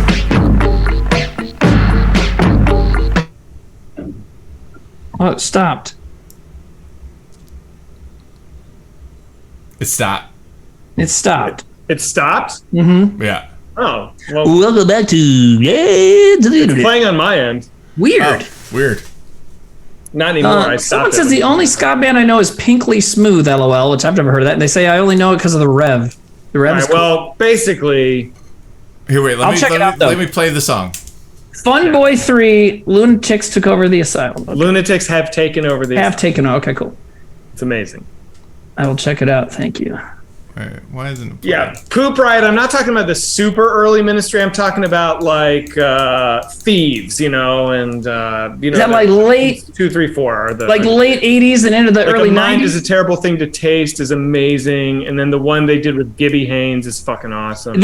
They started more industrial and got more metal, right? Or they started goth, and then they got like hard industrial metal. And that's when they did the side stuff. Lard has like that. The thing I like about Lard is it's like an industrial punk music is what it sounds like. You and I were talking about how the lyrics aren't that great, but yeah, the singing. Away Stork Away says Ministry did a lot of acid. Oh, dude! I believe one of the best books I read is Al Jorgensen's autobiography. It is so good. Really? Dude. He's out of control. That guy's an animal. Weeping Beach says, does anyone listen to the podcast No Dogs in Space? Just because y'all are big. What is that? I never heard of it. It's Marcus Parks from. I don't listen to it anymore. I did for a while. It's him and his wife. They basically pick a band. Marcus is from last podcast on the left. Him and his wife basically pick a band, and they do like an 8-episode deep dive on the history of said band. They pick good bands. They did like the Cramps. That was awesome. They did an amazing one on the Dead Kennedys, where it's like, if you don't know anything about the Dead Kennedys, someone should make a movie about them, because their story is like sensational. So they do 8 episodes about one band? I don't know if it's 8, but they do a lot. But they do a series. That's cool. That's great. It's really good. And they're really like, they really do their research. They know what they're talking about. Seven Deadly Zen says, ever heard of Newsboys? Are you talking about the Christian pop band from the mid-90s? We know the Newsboys. Fuck yeah. That might be where Trevor's and my thing came from. Is that why you guys called it Newsboys? It might be. I can't remember. It's possible. They're the band that sang God's Not Dead, right? Yeah. And there's another one. God, it's on the tip of my tongue. But then there was also, what was the other Christian band? Jars of Clay. Oh, yeah. Vertical One of those bands came here when I was a kid. I don't know, it was Newsboys or Jars of Clay. Somebody came here and played at the high school just down the street from me. Man. Oh, MXPX. Dude, yeah. Wow. They're Christian, apparently. Yeah. So was Evanescence. They were? Yeah, because I remember we were in the basement of Fuse for something once, and there was like a framed Evanescence like platinum album or whatever. And Jim said something about it. I was like, oh. Evanescence is terrible. Yeah. I was just going to sing a song, but I think it was going to end up being a Linkin Park song. Sorry. Let me in. What are you doing, Sam? I'm trying to bring up your song. For some reason, Jesus, it's not dude, working. 5 minutes. Forget it, man. Sorry. Jesus. No, it's just like, dude, So it mad. just blows I'm not mad. It's like it's been forever. Like, what are you doing? Yeah, it's not just opening up. I opened up Spotify, and for some reason, Spotify wasn't playing through the. Oh my God, I don't care. Place I thought it. Yeah, Nobody this is cares. why this blows your mind. You at the same What's time happening? you're like, this blows my mind that Because this is it's so taking- fucking easy to just open up YouTube, find the thing, and then boom. I mean, like, No, but it's like it's minutes and not. minutes and It's minutes. not. It's not. It's not. Okay, apparently, It's something Like, about I getting have it it onto open- the stream that can be Yeah. difficult, is the problem. Yeah, but yeah, you don't care to. It's all because it's always a pattern, though, Sam. It's always this way. It always takes like an excruciatingly long time to do this stuff. Timmy, save us from this I'm quick. sorry. I'm All right. sorry. I'm sorry not that mad. you can't have a conversation without me doing something. No, I can't, but it's just for when it's Alright. 5 minutes of like, I'll say, of the loudest keyboard ever, which is apparently a design. Wait, hold on. feature. I So we're wanna just get- listening to clacky, clacky, clacky for Are a you? minute. Why not? Hold have on, a I wanna conversation? get- We're talking to each other. Bean says, Timmy, do you like Ween? Yes, in fact, I'm seeing them. Timmy, Sam and I are fighting right now. Yeah, Not- I not know. We appropriate. should, Sam, mute you and him, and I'll talk to the fans and try and help everybody out here. Just kidding. Yes, I'm seeing Ween in Minneapolis a month before I see Dropkick Murphys. I'm going to have a great fall, you guys. It's going to be great. My daughter already has combat boots, so she's ready for Dropkick Murphys. Sam, are you Fan of still Wings trying to says, do it? What? What? No. Yes, you are. What? No, You I'm not. are. I'm not. I swear. Yes, you are. I can fucking Fan of read your Wings. face like a book. Fan of Wings says, I just pictured Trevor laughing watching this 100%. He would be just sitting there like, yeah. Just reading some comments. There's Squirrel Nut Zippers. They had some good stuff. Zach, did Dude, you I like like Squirrel Nut Zippers. Yeah. I like that song, Hell. It's awesome. Yeah, so that was that weird offshoot. Well, there was the swing music when it came back was kind of a weird offshoot of ska, but then the Squirrel Nut Zippers wasn't even that. They were their own fucking weird kind of jazz thing. Yeah. It was good. Someone says Sam is using a typewriter. Sam's using an old typewriter, and he's still trying to figure out how to play a song. No, I gave up. Do any of you like it's Acid Mother's Temple? What is that? I haven't heard of them. What are you working on now, Sam? What's the big project? Right now? Like Yeah. right now or Yeah, like, right at this very moment. Nothing. I'm just on my computer. I'm on the show. The big project is not getting yelled at. Oh no! You're fucking that up, aren't you? Guy in a hat Yeah. says, Yeah. Guy in a hat says, well, Mars is canceled. Belzo33 says, are we excited for the Chainsaw Awards? Belzo, I asked Zach about it yesterday, and he's like, I don't even know what's happening. So I don't know. I don't even know how the Chainsaw Awards works. I don't know if they do a live broadcast or not. No idea. I think they pre-tape stuff. I'm going to watch it tomorrow, but I think I got to be on Trailer Boys too, so I'll be doing two things at once. So they've already pre-taped it? I think so. They did last year. So see, this is how I know Barbarian's not winning anything because you didn't get an award in the mail. I didn't get invited. Right. So I don't know, man. But what I mean is, I don't think they do a show like with an audience, though. So you know what I mean. I think they do because last year they had one that looked like they just put some people in a room, and then hardly any of the winners were actually there. A couple of them were. So I don't know. I would be. It's weird to me that you were nominated for a couple of things. It'd be weird that you didn't win anything. You know. So It's weird that I feel like Barbarian got snubbed on a lot of shit. You know, obviously it's not going to get an Oscar. Not saying that as a slight, but like I feel like Smile was getting nominations for like MTV awards, and it's like, oh yeah, I feel like more people. I mean, I guess because I do a stream with the guy who made it, but more people talk about Barbarian than Smile. Well, yeah, in our orbit, yeah. You know. It's probably because it's probably because you know. I mean, but like made $200 million. Right. It did. More people did. More people saw it. You know. So. Ugh. Timmy, were you into American Head Charge when they were coming up in Minneapolis? No, don't remember them. There were some great Minneapolis bands, though. Talk about punk and ska stuff. Animal Chin was great. Siren 6 was really good. But Dillinger, one of the Dillinger bands was from there. I forget which one. Dillinger 4? Do you know anything? Not to get off the band thing, but like back. No, go for it. The thing, but I'm still talking about music. But like, what I find interesting, and sometimes I'll just think about this, is like, it doesn't matter, like, how much you like music doesn't affect how good your taste in music is. True. Like, I know, like, people who are like, oh, I love music. I love going to live shows. You know, last month we went to Kid Rock. You know, and like, all they do is go to concerts and stuff like that.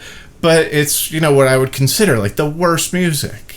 Right, but well, you know, but they and they don't, you know, that's why it's like when it comes to good taste, bad taste, I'm like, I don't even use those terms. I just like see people that like stuff that I think is just awful. It's like, well, whatever works for them, works for them. I knew this dude who dated one of my good friends here, and he had like he drove a Jeep, and the back of the Jeep, you know, was like one of those convertibles, so the roof thing was like kind of plastic tarp thing, you know. So he had a huge sticker on the back of the Joker's smile from The Dark Knight, and it said, "Why so serious?" And then he had a bunch of Dave Matthews Band stickers under it, and I was always just like, my God, this guy, you know what I mean? Yeah, dude. And then my friend dumped him. She's like, yeah, he like wouldn't fuck me the last like 8 months we were together. I'm like, why did you say that? You know, what's wrong with this guy? You know what I mean? So it's just funny to me like that, like there's people like listening to like I get it, people listening to bad music, but they're listening to it like a lot. You know, they're listening to like it over and over again and over and over again. And like, it's like, I get like, oh, this band sucks. And you're like, I like this band, you know? And it's like, oh, I get that. Like, maybe you're just not that into music, but it's like to like do a deep dive on something that's just like so basic sometimes is it's weird, man. I agree. Well, because like a lot of the bands I like are bands I liked as a kid and I still listen to, you know, stuff like that, or just whatever. But like, to imagine that someone's out there like trying to track down like Nickelback bootlegs. Ooh, Nate's got a good question. Yeah, I saw that too. What's your hot take for worst band? Journey?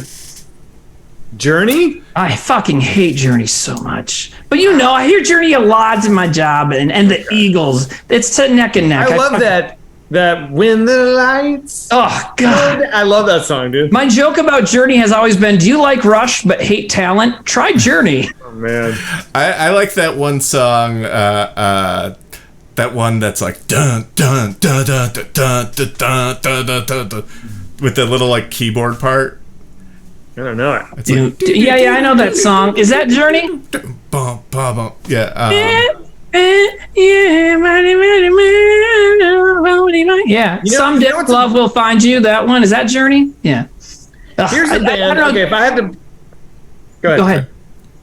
If I had to do a hot take for a band that I think sucks, that is like the goal is a band you hate that is like pretty universally celebrated. Sure. I might have said this on this stream before, but I would say Beastie Boys. Oh, really? I can't. What do you not like about could Beastie? get into that band? Huh? Could never get into that band. What is there anything like? What's an element of it that like you can't that makes you not like? It's like every song is the same fucking bullshit.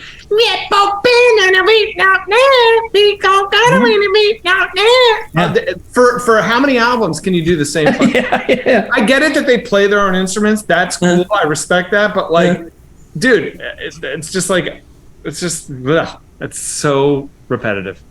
No, I get it, and as someone who likes them, it just like that kind of thing. Like it works for me, so I like that. There's a lot of it to listen to. You know what I mean? I think I also associate them with like the assholes in my high school. Like the kids I fucking loathed were like really into the Beastie Boys and Sublime and shit. And I was just like, fuck that. That's also why I don't listen to Sublime, because of idiots from high school. And it's like, isn't it weird? That was so fucking long ago, and yet something happens in your brain that still like gets burrowed in there and just associates it with that shit for the rest of your life. You know what I mean? That's definitely not a hot take that they're a bad band. The Beastie Boys? No, Sublime. Sublime. Oh yeah, no, I'm not. My answer was Journey. Just because I'm always thinking about how I don't like them. I actually think that Sublime, and here's my other hot take. Huh? I don't like Sublime. I kind of hate everything they represent, but that guy wrote some amazing songs. I think that like Sangria, that's a bop, dude. And also there's that Santeria. one song. Santeria, Sangria. No, but there is a Bad Fish. They have a song called Bad Fish. I think it's great. Every time I hear that, I'm like, this is an amazing song. So I don't know. Cerveza says you guys have definitely shat on Sublime before. Yeah, we did it in a sketch. Yeah, sure. That's right. Where me and Darren played Sublime and said, sorry about all that music we made. Sangria. I don't practice sangria. Yeah. I don't drink this sangria. I'm not really into brunch. Yeah. Sangria seems like a brunch drink, right? Yeah. Worst band ever has to be Poison. Their music was never good. Yeah, Poison sucks. The shitty hair metal bands, Motley Crue is a little more talented than I think they get credit for, but most of that hair metal stuff is horrible. I guess 30 Seconds to Mars might be the worst band. What, Zach? Iron Maiden? Iron Maiden? I can't get into Iron Maiden. I like, I like some of that. I like a lot of that late 70s, early 80s metal. A lot of the metal bands that inspired the hair metal bands I like. I don't like hair metal, but like I do like Iron Maiden a lot, but I can see, being annoyed by it, Kiss sucks. I agree. Cheddar. Oh, Kiss is terrible. Kiss is bad, dude. I think that's known. Although they do have that song Going Blind, which is really good. Is it? Yeah. Belzo, I disagree with Belzo here. Jim Blossoms was bad. Every once in a while I hear a Jim Blossom song and I'm like, hey, it's cheesy, but yeah. This is a good song. Hey Jealousy is good. What song is good? Wait, Sam, what Jim Blossom song are you talking about? Name Hey Jealousy, I like that song. Hey Jealousy is not horrible. It is horrible. Wait, let me pull up some like Goo Goo Dolls. Yeah, Goo Goo Dolls sucks. Goo Goo Dolls suck. They're so bad. Now that band fucking sucks. I hear them a lot too at work, and I kind of love how much they suck. You know what I mean? They're like the Coldplay of. Oh, they're terrible.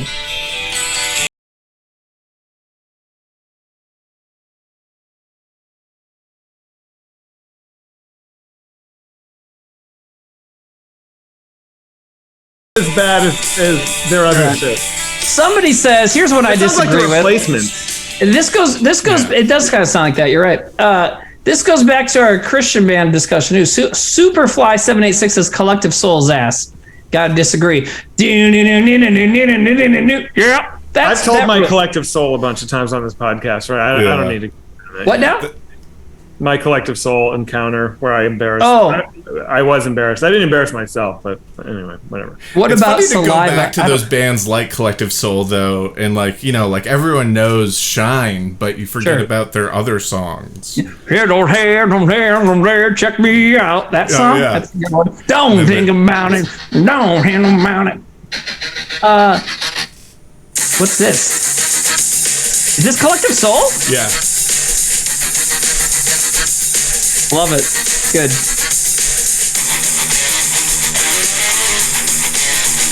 You'll notice it once it kicks in, like the and once the lyrics Okay. Yeah. Somebody said Pause it. I didn't realize we could just hold our phones up to our mic, so now I can now you can play it. Someone says, do you all like Aphex Twin? Yeah, Aphex Twin is cool. Yes. Yeah. You hear this? You know this song? What's this?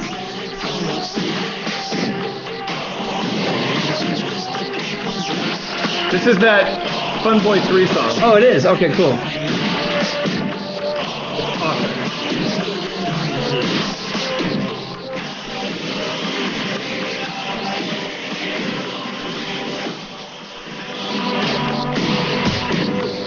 I like this. I definitely see how it came out of Special. Yeah, it's got that kind of like Halloween ska vibe. I love that shit. Well, that's the kind of stuff I like. Was the the ska bands that get a little spooky. Thumper was great at that. Mephistopheles is good at that. You know. Here's a question. I think a better hot take than like hot take bad band is hot take good band. Okay, let's do it. I just had a band people don't think is good, but you think is good. Is that what you're band that you think is good? This isn't really hot take good band, but I can really like delve into the catalog of Pearl Jam. Oh, he's coming out hot. He come out hot. Yo, man, listen to some Pearl Jam songs and not like there's definitely I'm like all right like Skip kind of stuff to it, but. There's some tracks I'm like, okay, these guys know what they're doing. I still tell people sometimes about the idea we have for a sketch where the national anthem gets replaced with the breakdown from Jeremy, and we wanted like that's my bit. Was that you? That's my bit. Yeah, right. I said it was a bit that we came up with or that we wanted to do and didn't do. No, I didn't mean. No, I wasn't taking it. I said I tell people about it that we had that idea. Yeah, it's all good. But I'm glad you said that because I actually thought it was Darren's idea. That was your idea? Okay, cool. Anyways, like everyone in a stadium being like, yeah, go. Yeah. And I think the problem was A, music licensing, and then B, getting 1,000 people. Yeah, be fucking awesome. Because you would need a lot of people to really make it work, but. Oh man! But no, I would never take credit for it. I was just saying that it was an idea we had. That's all good, dude. I don't know. I'm down with Oasis. Someone says Oasis. Wow. Ooh, I am not down with Oasis. You know what band I think is like just an exceptional band that is like I guess it's accepted, but only the first two albums. But Nine Inch Nails, man, I think that shit is genius. I actually recently records are out of control. I think a lot of people love Nine Inch Nails. Yeah, I recently went back and was listening to just put on the Downward Spiral and was like, that record's amazing. It's amazing. Yeah. Okay, but you know what I would put up there too? So this is another. Have you seen that clip of Trent Reznor in the '80s on some talk show?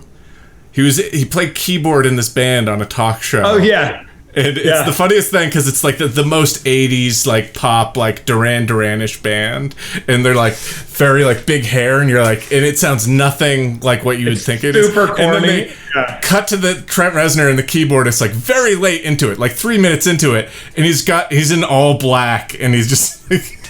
And he is like Trent Reznor. It's like, he's already figured out who he is. That's awesome. I think I've seen that too. Yeah.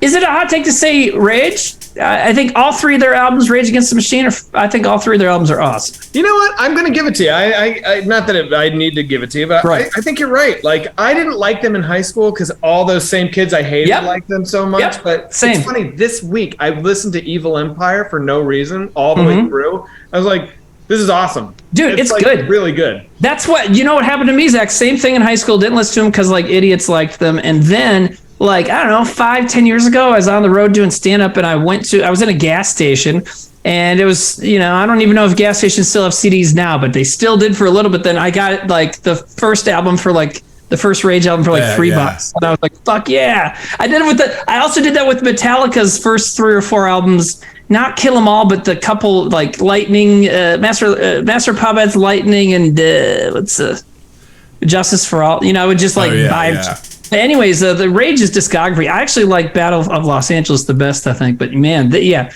it's like they're great, you know. Yeah, I forget if I mentioned this on stream before, but I did a cover band, a Rage cover band. There's this guy that put together these like these very small cover. You'd do 4 or 5 songs. You'd have like 20 minutes for so it'd like you just have to meet with people like 3 times to get your set down. And so it was a lot of comedians who were you know, like just like playing music, like and we did a cover band. It was me, my friend Wade, and Kelsey, who both animated on Mars, and my friend Zach on guitar, and it was one of the most fun performances I've ever done. Like when, you know, we're playing to a bar about like 50 people, you know, in their 30s and 40s, and when we played Killing in the Name of, it like finished with that and like had the whole crowd yelling fuck you. I won't do what you tell me. I won't do what you tell me. It was awesome. It was so much fun. And like Kelsey was our Zach De La Roca, and so it was like great to have like this like just like this little girl being the Zach De La Roca. Yeah, that's great. Awesome. Wait, this part of this song on wait, it's coming. Hold on.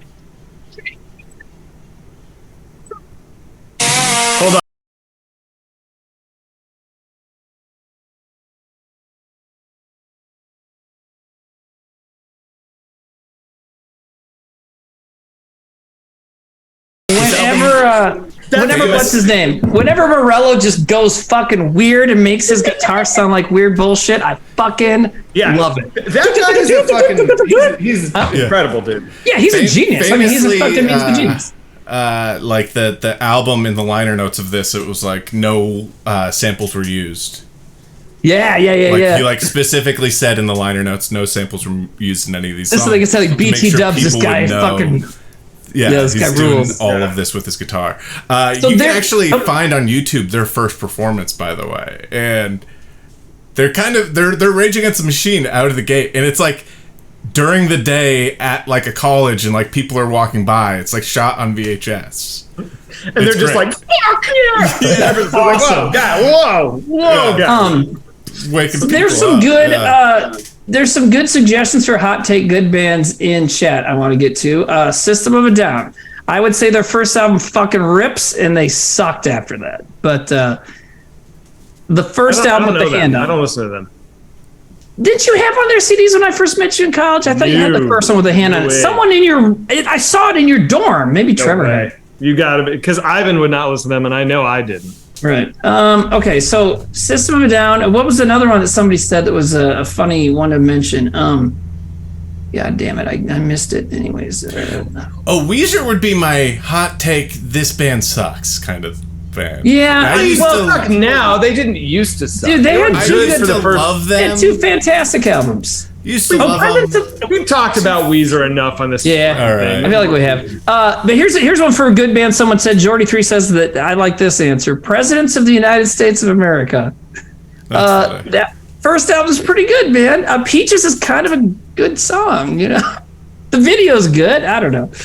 Someone said Fish, which is funny. Someone said hot take Daft Punk, is that Daft Punk being good or Daft Punk being bad? It has to be bad. Right, I think everybody likes that. I'll straight up say Daft Punk is bad. You don't like Daft Punk? Never could stand that band.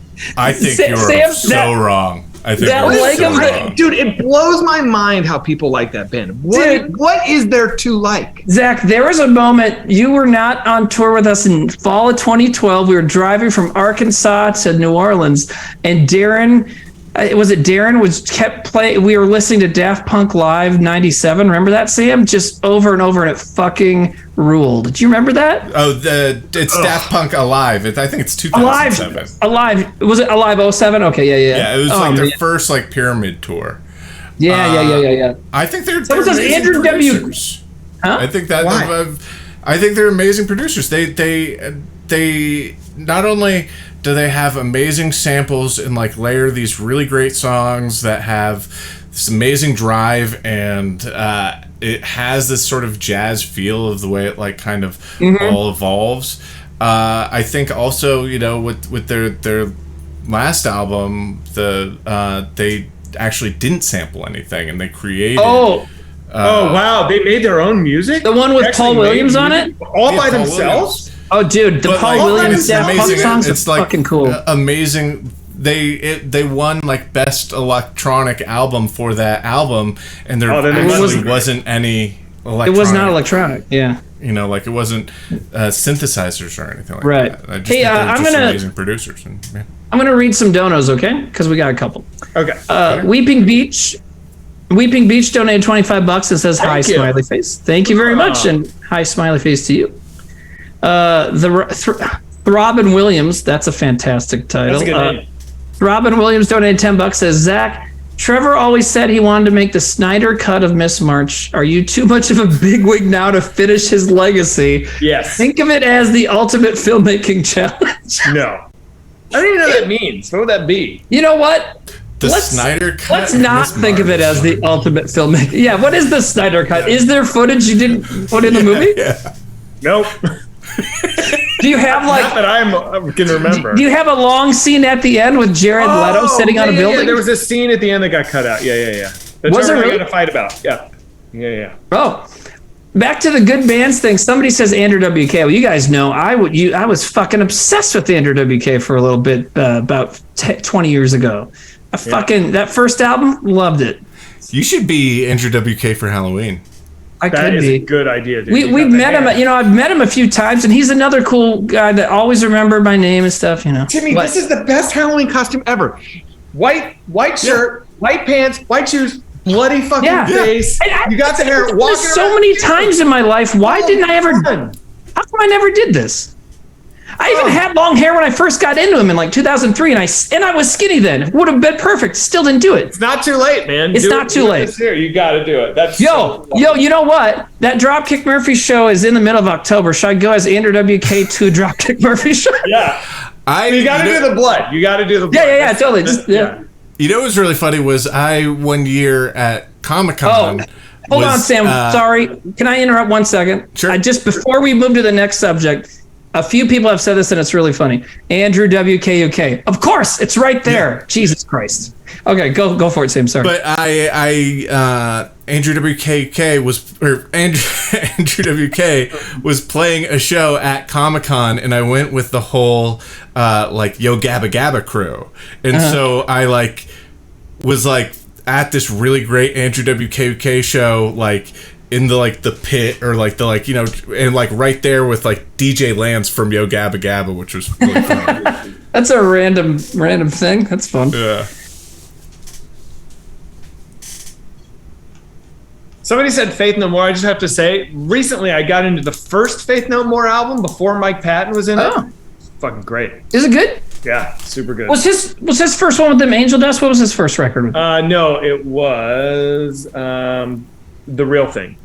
Okay. Somebody, by the way, Zach, while we were talking about Hot Take Good Band, somebody said, or Spoontree, it was Spoontree from Britain. Hello, Spoontree. He said Mr. Bungle, which I didn't know. Totally agree. I love Mr. Bungle. In fact, the album California is on that's probably in my top 5 favorite records. Yeah, I remember you loved that. Good band, though. I think that's. Yeah, I think a lot. Well, I was going to say, I think a lot of people do appreciate them. Yeah, love that band. Although I don't love their new thrash album. I'm kind of, it's okay. I'm not into it. So, Away Stork Away says, Sam, Zach also wore a fedora at the end of the Stork Factory sketch. Once is a coincidence, twice is a trend. Oh. I don't remember that. When was the other time I wore a fedora? Well, when we talked about it from last... You used to wear one of your movies. In college. Yeah. I don't think that was a fedora. That was like a weird little... I don't know what that thing was. Someone says Greg Turkington was in Mr. Bungle? Wait, Greg I just passed Greg Turkington like 2 days ago on the street. He was not in Mr. Bungle. Okay, you asked him that? No, that's what the thing says. Greg Turkington was in Mr. Bungle. Oh, but I thought you just said Zach's Head with Trace Spruance, I believe. Oh, okay. I thought you just said I asked him that on the street the other day. No, I passed him on the street the other day. It was weird. It was like I've never spoken with Greg. I've been in a party that he was at. Huh? I never talked to him. But then I was watching all of like the On Cinema at the Cinema. I've never seen those. I've never seen them. Funny. I love it so much. And I passed him on the street, and I wanted to be like, "Hey, Greg, I love your shit," but I was like, "This guy doesn't want to talk to me." I opened for him doing stand up in Fargo once, and so we hung out before. We have such a good time. He's great. Yeah. The whole trial on that. Dude, so funny. It's so I really want to watch that series. I've never gotten around to it. I should. It's really great what they do with it, and the last season being like a morning show, and Greg still being there and being like. I don't think I've made it that far. You know what's also great is like I think it's on HBO Max. All the Alan Partridge shows, because it's Alan Partridge. He has like 6 different series. Yeah, and there's tons of movies and stuff too. And the different series are so good. And one is like a morning show where Alan Partridge like gets like the original anchor gets like canceled or something, so Alan Partridge gets to like fill in, and he's trying to turn it into a permanent gig. So it's like 7 episodes of just him and this like professional anchor woman who fucking loathes him. It's so good, dude. It is great. Yeah. You've seen Alpha Papa, right? No. Alpha Papa is great. Like it's not like amazing best movie ever, but it's like one of those comedies that's just like a solid comedy. A good enough storyline. It's very like similar to Airheads, where it's about like a hostage situation at a radio station. But the funny thing is that basically he's the kind of he's friends with the guy who's holding the radio station hostage, and so he's like has to go in and negotiate, and then kind of becomes obsessed with it becoming this like media circus. Yeah. It's like a great position. I gotta watch that. I can't believe I haven't seen that yet. Yeah. Someone says Jakey Chain says great use of glasses reflections in that movie. Oh. I don't know what that means. There's this bit in the movie where what's her Lynn? Is that her name? Yeah, I think so. Lynn comes in and he's like in his office, and she comes in and she's talking to him and having a conversation to him, and you can just see like a porno in the reflection of his glasses in the computer. Like he doesn't even stop it. It's so funny. Like you see it's like a picture, and then you see and he goes, "Oh, I'm gonna check on that," and he like does it, and he like looks up and it's changed to the picture. Like he's opened up into the Spoontree says Alan Partridge is fucking fantastic. The books are hilarious too. He's got books. Oh yeah, he's got books, and he does the audio tapes of them too. He does a travel show. Oh man, that'd be great. He did like 3 or 4 movies where he he traveled with another guy that are supposed to be funny. The trip, and then the trip to Greece. I mean, that's Steve Coogan. Yeah. Oh, he did that as Steve Coogan. Those movies are really fucking funny. Yeah, but he did like a travel show. I don't know if it's like just one thing. Oh, dude, it was Alan Partridge Nomad. I'm fucking. That must be it. Doing it.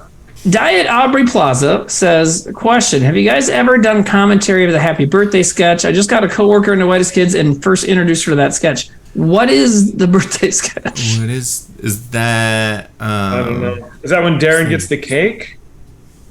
Or didn't they ban that one with the baby comes out of the cake? Oh, this baby stripper? I don't think that made it to television. Yeah, that was called Baby Stripper, and that never made it. Yeah, I think it's self-explanatory right in the title why it didn't make it to television.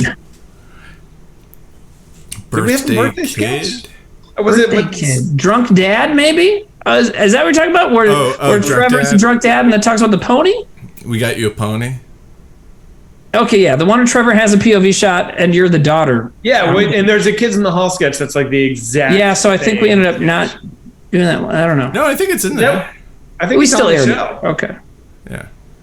Yeah, that's weird. Yeah, Drunk Dad is what we call that one. That's the kind of thing where it's like, I know we didn't steal that from Kids in the Hall, but if Kids in the Hall were to like make a stink, I'd be like, I can't defend it. Like it looks right. Well, it's one of those similar.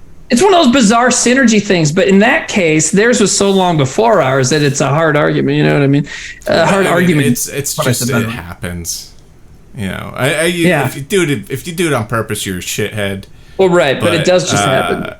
You know. Yeah, I wonder if Trevor saw that sketch and forgot he saw it. And right, who knows? Yeah. The SNL thing with us and Tim and Eric was weird because that happened at the same exact time. Yeah, that was we had finished ours and it was like it hadn't aired yet, and then their season started that way, and it was like someone says, have y'all talked about Tim Robinson and the hot dog sketch? I don't think we have, but you guys can stop tagging me in that on every social media thing. I've seen it, thank you. So I think that's the same thing. I think, you know, like, yeah, I don't think he saw our sketch was like, I need to have this. Right. Yeah. And I think also, was that on Detroiters or was that on I Think You Should Leave? Detroiters. Okay.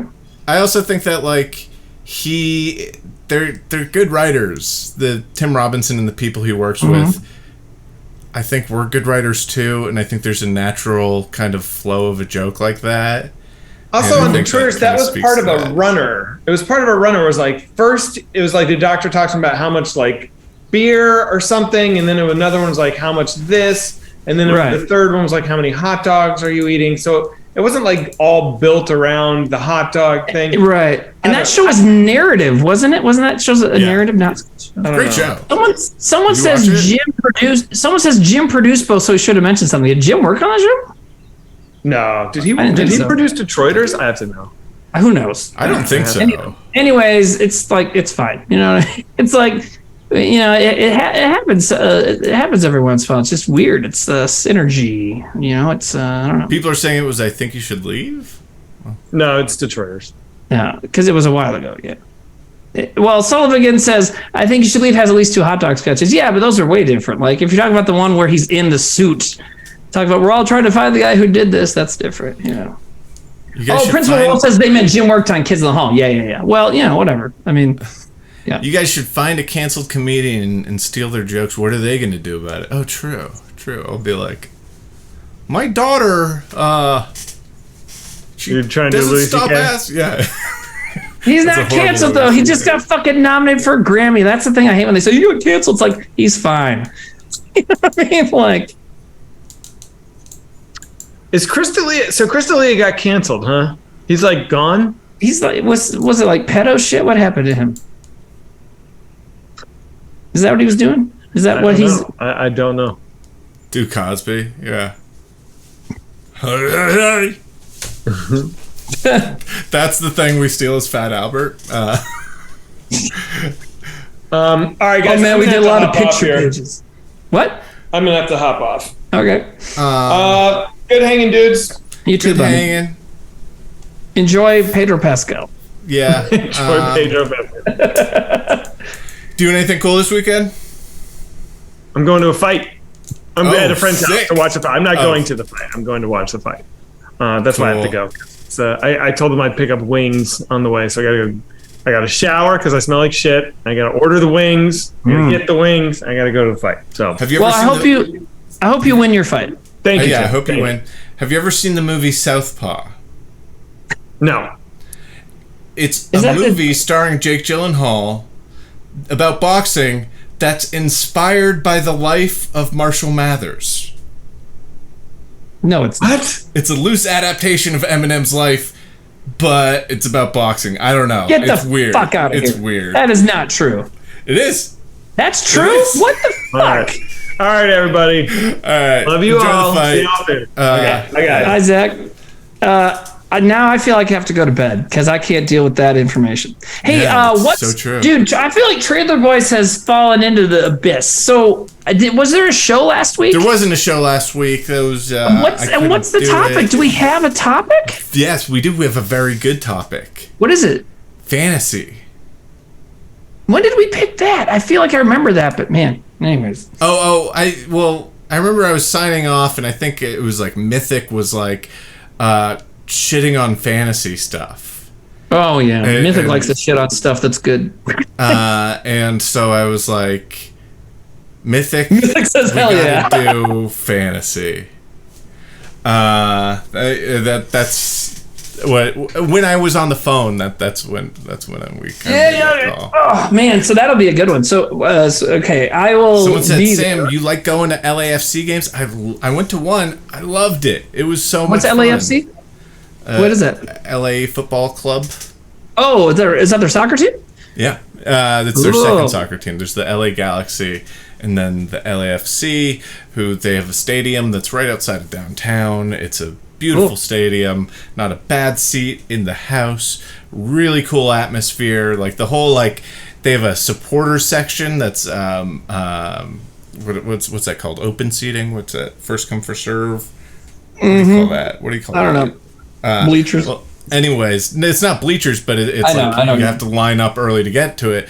But it's like everyone, they have all these people with drums, and they're just drumming, and they have all these synchronized chants and like flags, and they're like these dances to the chants that they do. It's awesome. General admission, yeah. There's a general admission supporter section. General admission. And yeah, it's fucking so cool. And they have like smoke bombs that are going off. It's the raddest thing. And so it's a really fun environment. I've been to all sorts of sporting events in Los Angeles, and I gotta say that's my favorite so far. Nice. I saw the highest scoring football game ever, and I still enjoy going to LAFC. Wow. Mythic says there are various subgenres. Some are better than others, but hard fantasy isn't good. Well, you can't be objective about it, so you're wrong. Some people like that stuff. There was something else I wanted to respond to. Someone just said, where did that go?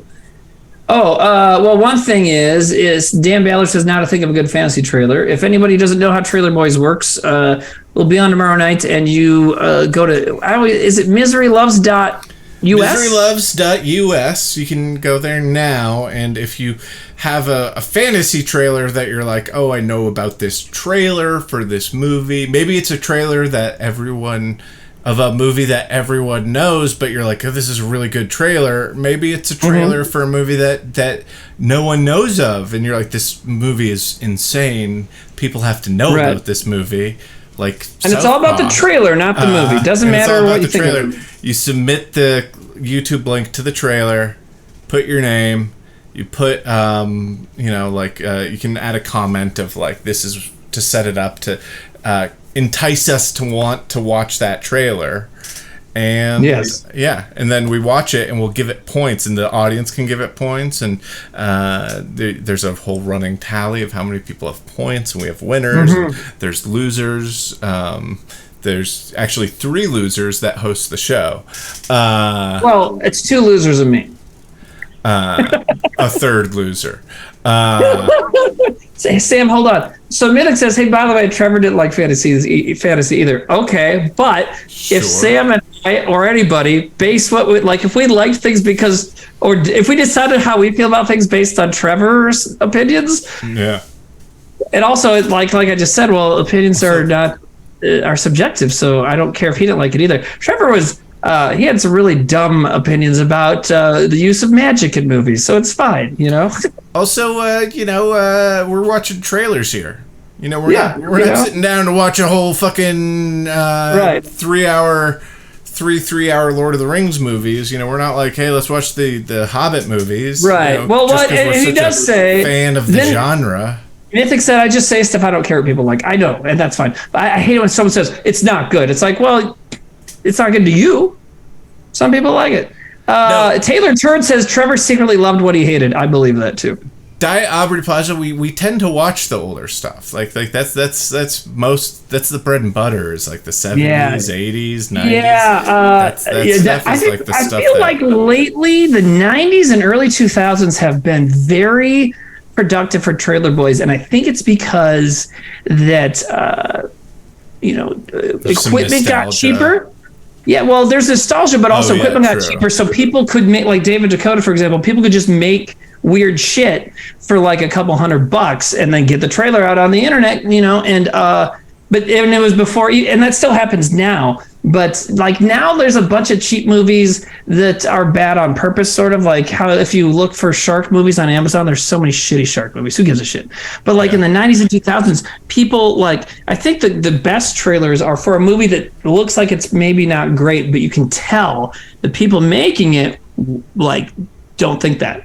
Like they think they're onto something and they're making a great film. That's what they made a Meg 2.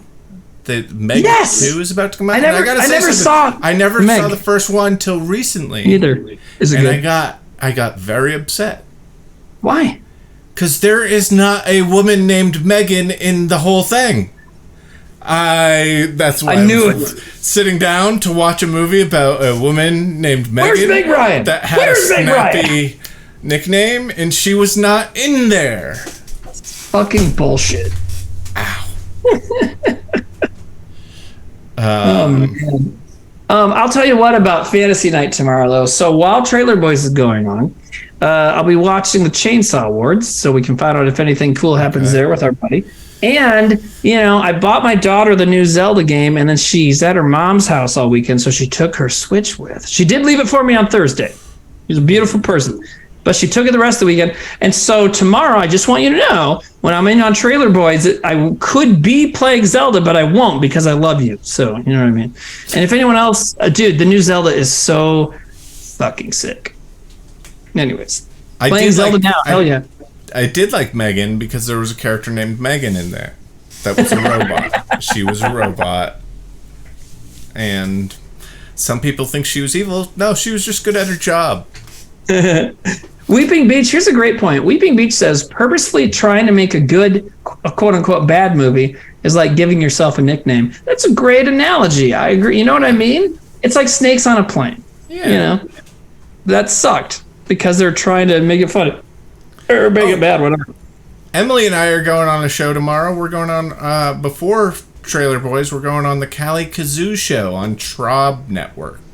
Oh, cool. Hey, did you guys do your live? Aren't you working up a live show together? We did a live show, yeah. Oh, you already did it? Okay, cool. Yeah, we did it. Do you want to see a sketch from it? Do you guys? Yeah, man. Play it, and then well, that's a good way to play us out, Yeah.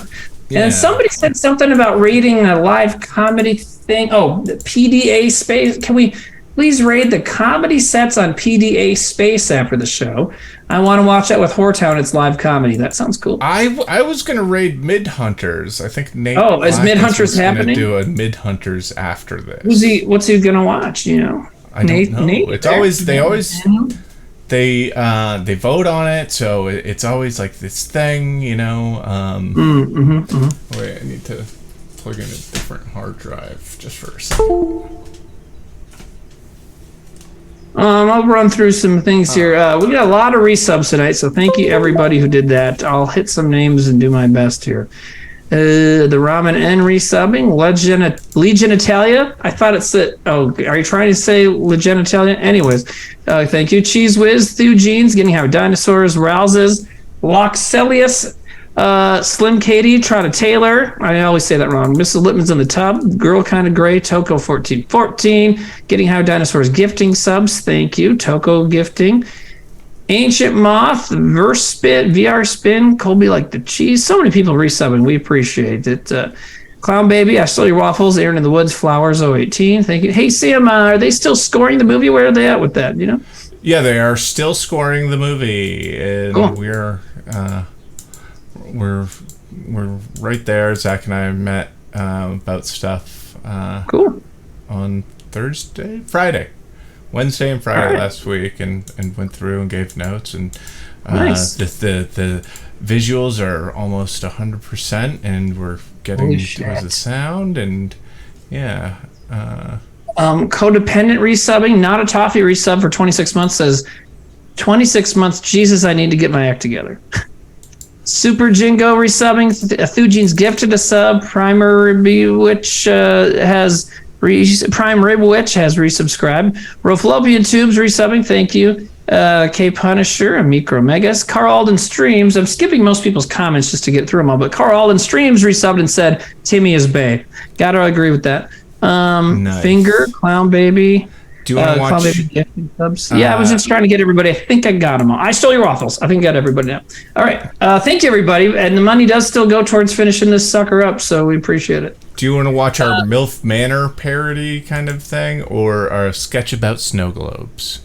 Oh man, I my gut says snow globes. Okay. Do I need to look at the stream, or where do I need to see this?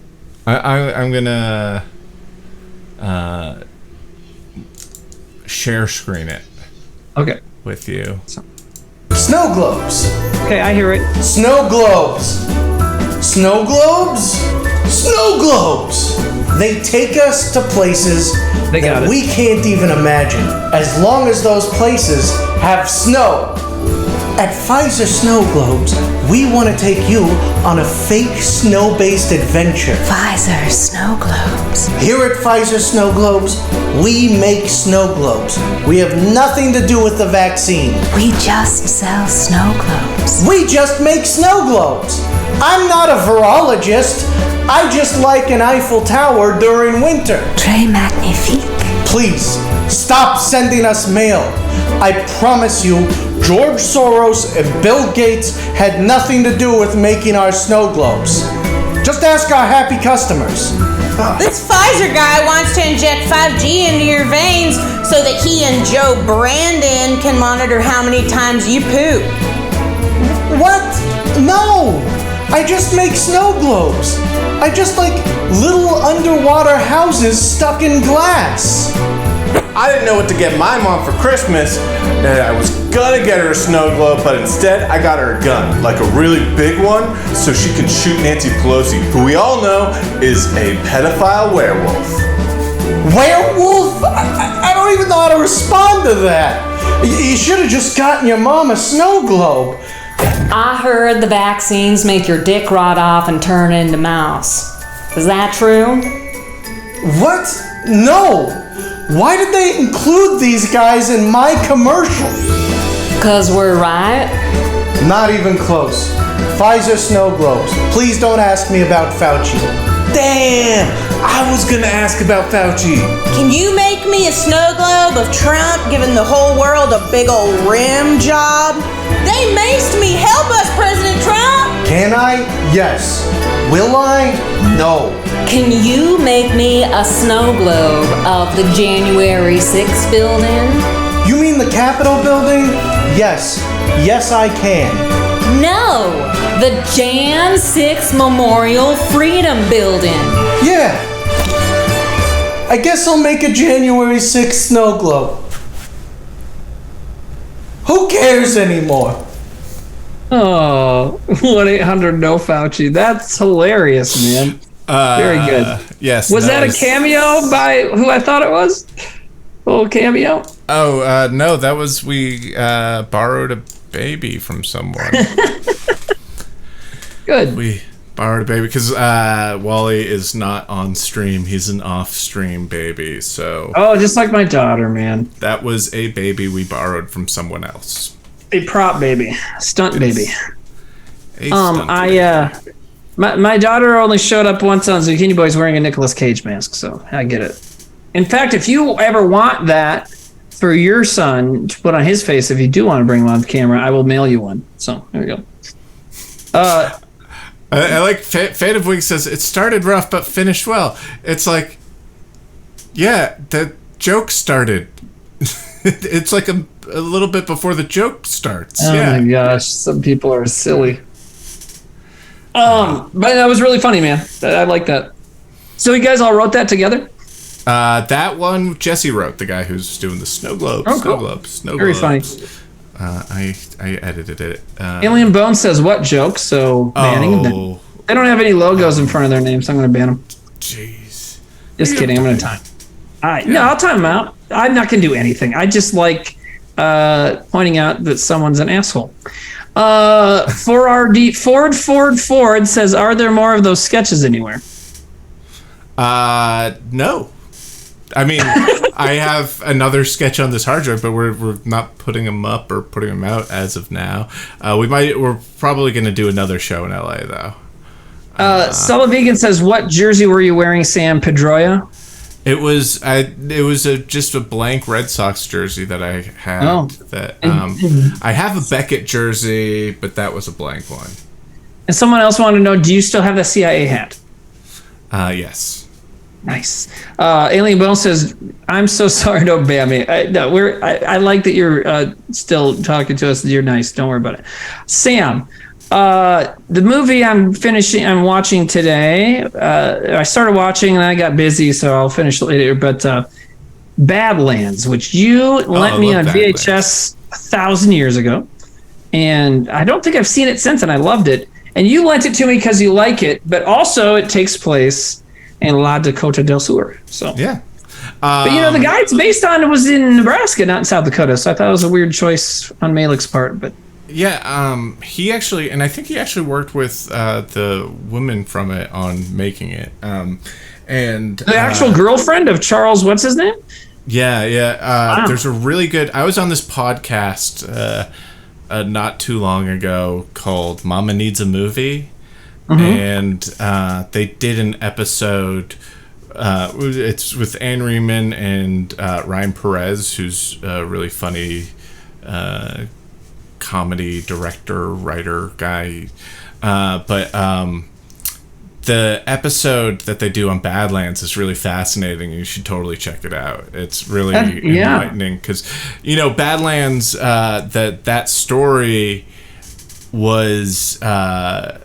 it was made into a few movies. Right. Natural Born Killers. Natural Born Killers, True Romance was also... Actually, True Romance, not necessarily, sort of the story, but True Romance and uses Badlands music. Yeah, I know. But the weird thing is that it's not. It's where it's a different track, but it's the True Romance. It's like Hans Zimmer basically did a ripoff of what they use in Badlands. Oh, okay. Intentionally as a reference of it. I guess it's like such a hardcore ripoff, though. Like it's so weird. Like it feels like it's like I don't know. Very strange. Well, another strange thing about the movie. Oh, go ahead. Who I love in that movie, who if you really like, is War Notes. Yeah, War Notes. Yeah. Is that who you were going to say? Notes recently? I don't know, but he's a guy, me liking genre stuff and Westerns. I love me a good War Notes. Have you seen Bring Me the Head of Alfredo Garcia? I've always wanted to, never got around to it. I even, back in the day when I had a Netflix disc account, I got it and didn't watch it and sent it back. Fucking I failed. But here, one weird thing about Badlands, and, this just goes back to no one knowing what actually happens in the state, which is fine, so Badlands, I don't know where they shot it. I would assume Texas since Terrence Malick's from there. But so Sissy Spacek has her Texas accent because she's from there. Martin Sheen is using a Texas accent. I don't think he had one. I know he's Hispanic, but he's actually from Ohio or something. And Warren Oates has an accent. It's like, we don't have those accents. But I mean, there are people with those accents because they just happen everywhere. I do have a friend here who she talks like that, but I just thought it was funny. It's like, why don't you just say it was in Texas? Because they're not going with the real state anyways, But anyways, whatever. It's a great movie. Very good. They like the title Badlands. Yeah. Oh, yeah. You're probably right. I also watched Being John Malkovich for the first time in a long time yesterday. That movie is crazy. Like, it really is. Like, just like the characters and stuff. Yeah. Oh, man. Like, John Cusack's character is a complete piece of shit in that movie. Like, he's the villain, like, the whole time. Yeah. And It's an interesting movie. I really loved watching it again. I got a bunch of stuff on a Criterion sale recently that was all stuff I had seen 20 years ago. Not since Punch Drunk Love was another one, which we saw together a long time ago. It's a fantastic movie. You know. I saw Sisu the other night. Have you seen Sisu? How was that? I really want to see it. It's fun. Yeah, it's a fun time. You know, it's funny because I was talking to Zach about it, and Zach was like, I feel like I was laughing so hard I ruined it for other people. The movie's absurd, and it's like you said that, or no, Zach was telling me that it was like, it's an absurd movie. Yeah. That's what it looks like. But it's like, it's kind of short and like kind of just like does its thing. It's really big, really just like gets in and out, and I'm like, all right, I like that. Yeah, I do. If your movie's not going to be super deep, make it fucking short. Why not? I saw the Dungeons and Dragons movie finally because it hit streaming. I thought it was terrific. Like, I thought it was very well done. Oh yeah, I haven't watched that yet. It's good, man. Chris Pine is fantastic, and the jokes in it are not like, "Isn't this shit stupid?" kind of jokes. Like they're like jokes, and it takes place in the D&D world, and it's not like making fun of it. It's just where it takes place. You know. I saw clips and stuff like that, and I was realizing like, oh, like this is like a adaptation of that game. Like this is like there's a lot of elements that I've like, you know, come across these things. Like they do the thing where he drinks the potion that makes his face all deformed, right? Yeah, something like that. Yeah. Wait. He's there. Maybe there is a part where he's deformed. It's a spell, not a potion. Or a spell. Like yeah. Didn't we do something like that? Yeah, but you know, I'm DMing a campaign currently for my daughter and two of my brothers, and a ton of the shit that we're doing is in there. The sending stones and mimic and all, you know, so it's cool. And also, just the way a lot of the different things that happen in the movie are, it's like the 4 or 5 characters figuring shit out together. Like, I'll throw a rope up here, you do this, I'll do that. It's just very, it's really nails it, like you said. It is, and it feels like, without ever like kind of tongue-in-cheek poking fun at it, and yet it's still really funny. Like the fat dragon is fucking amazing. Like it's just good, you know. So I want to address this quote, another one thing from chat real quick before I leave. Nada Toffee says, "I have some in-laws living in South Dakota. I really want to make a trip there to fish." What part of the state? Because fishing. I'm just kind of wondering, because there's a certain part I'm thinking of.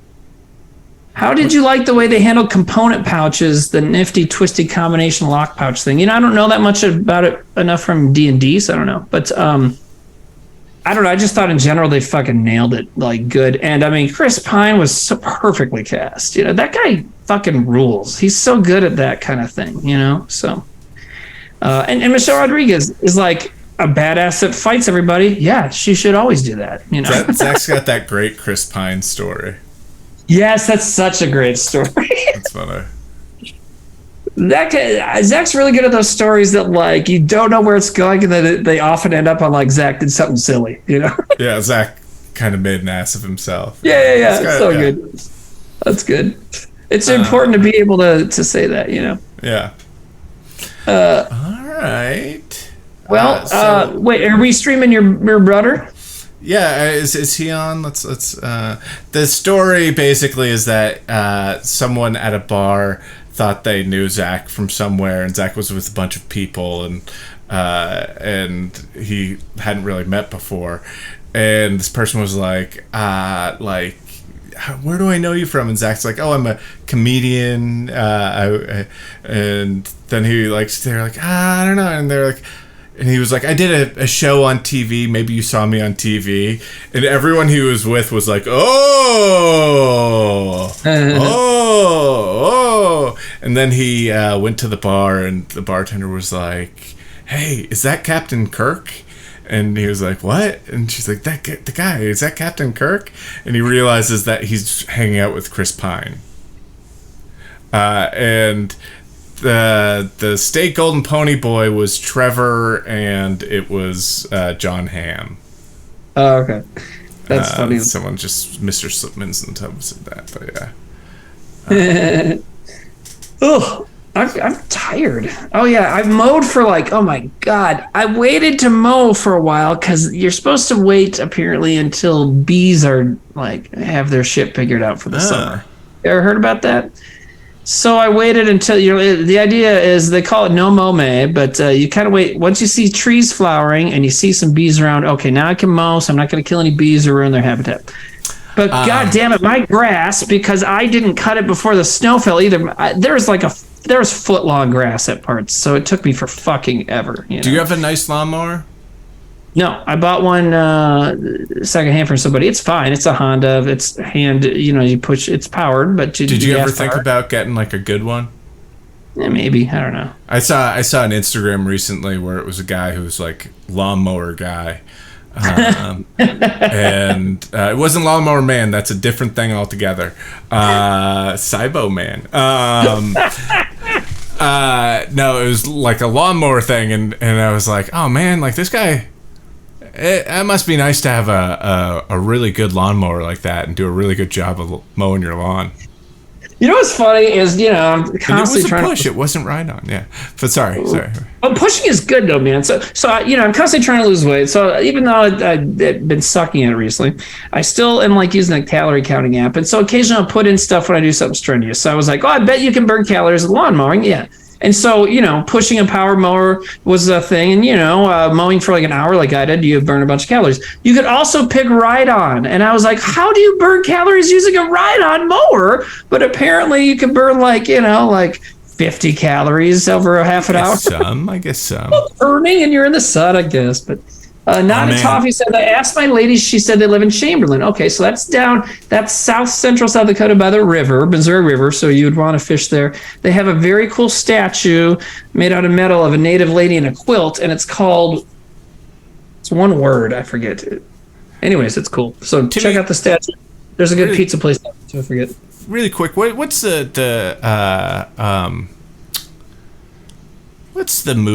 movie you're most anticipating this summer?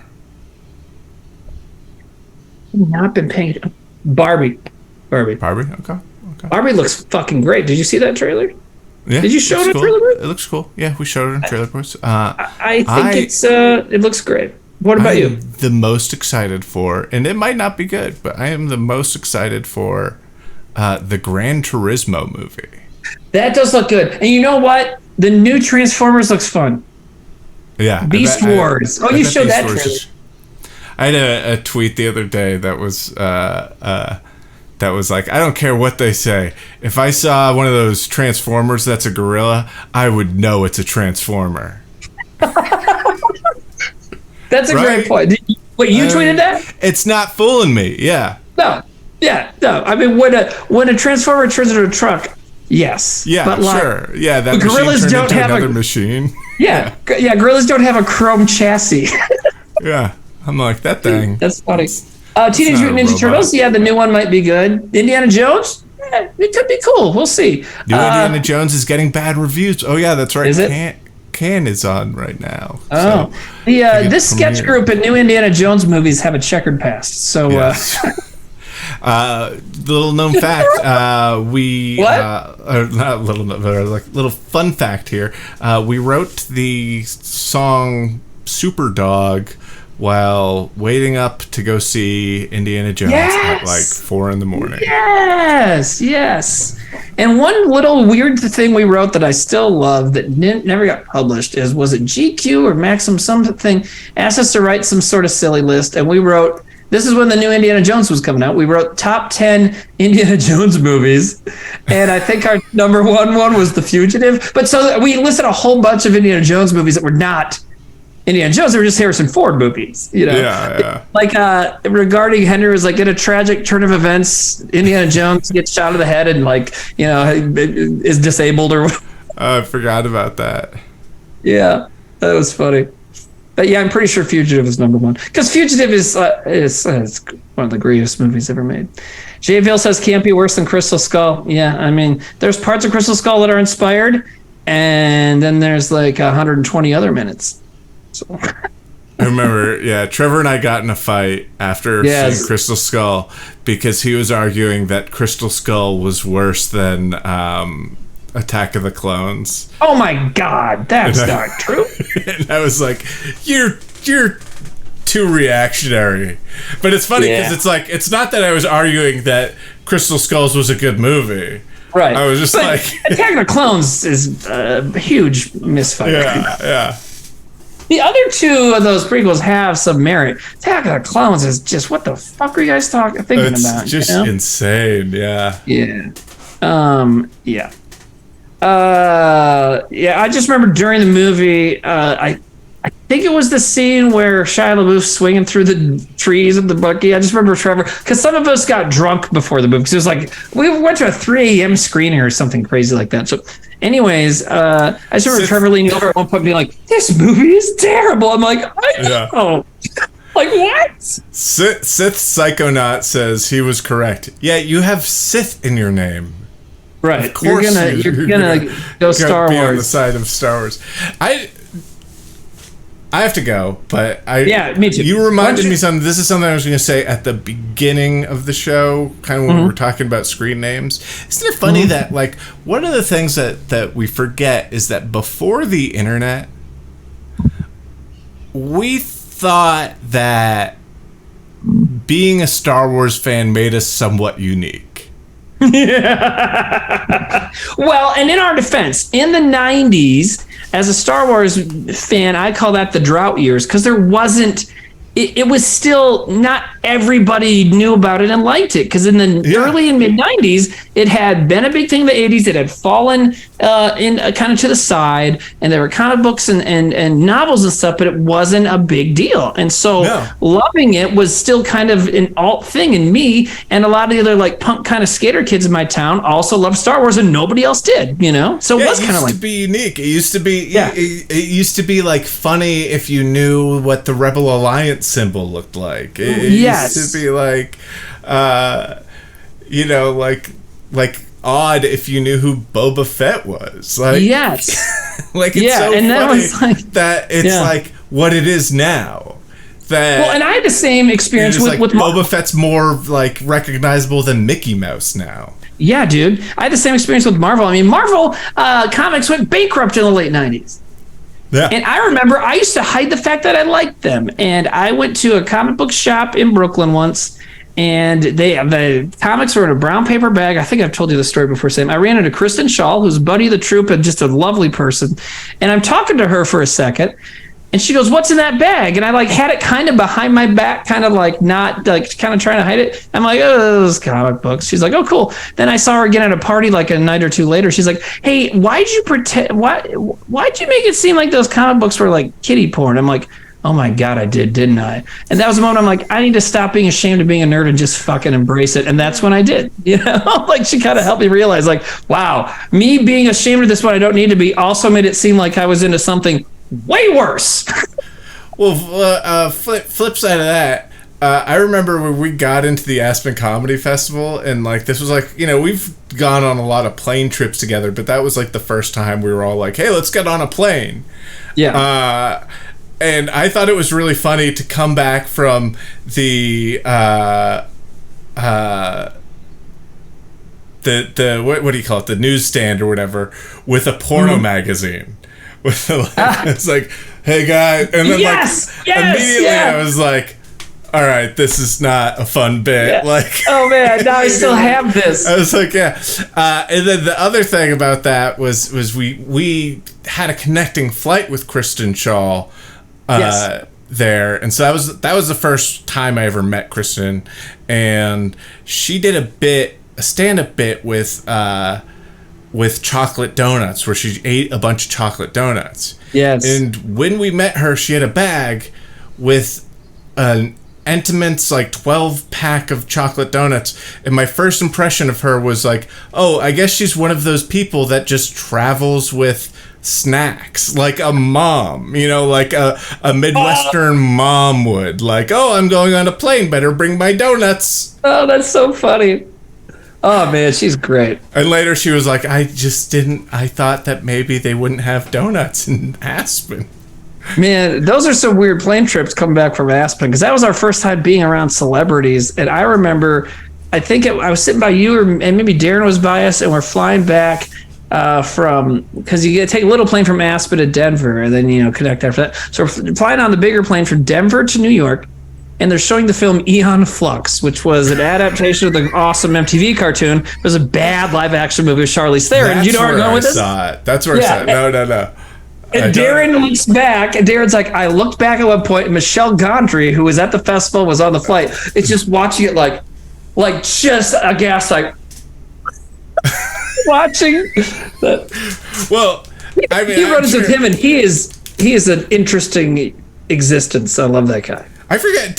I must have told you this story before, my Michelle Gondry story, right? Maybe. It's really my Becky Drysdale story. So, man, she's great. Becky Drysdale was great. She's this great improviser, comedian. She so funny and weird. Opened up a theater out here in LA. That's like a really cool thing, and just funny, really great comedian.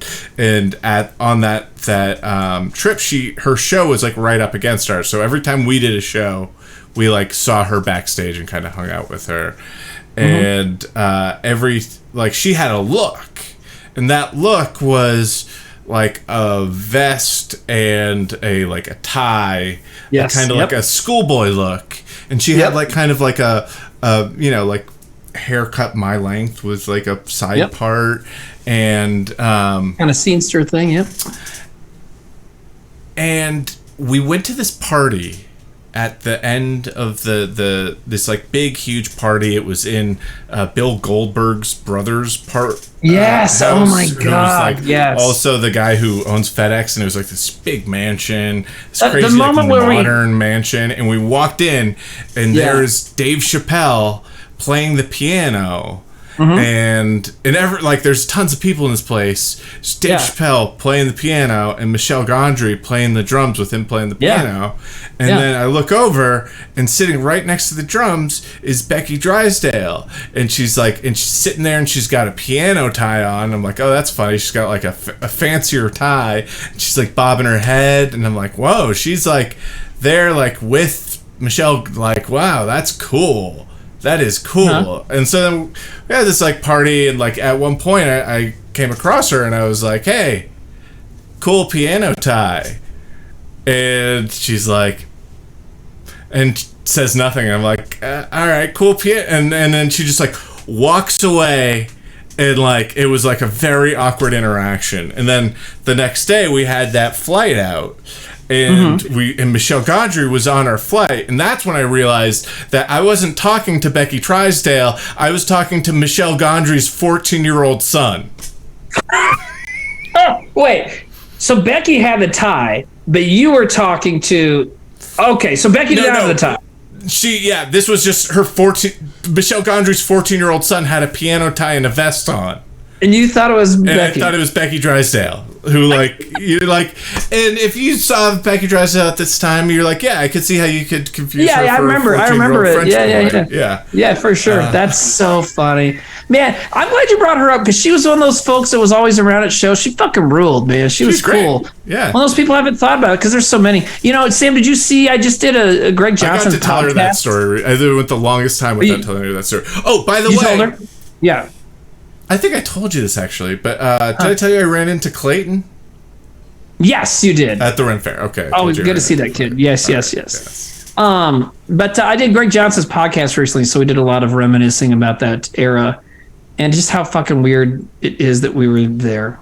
You should go on it, and you should listen, because it's you run into the idea is the guest runs into Greg while he's working at a gas station on Interstate 90.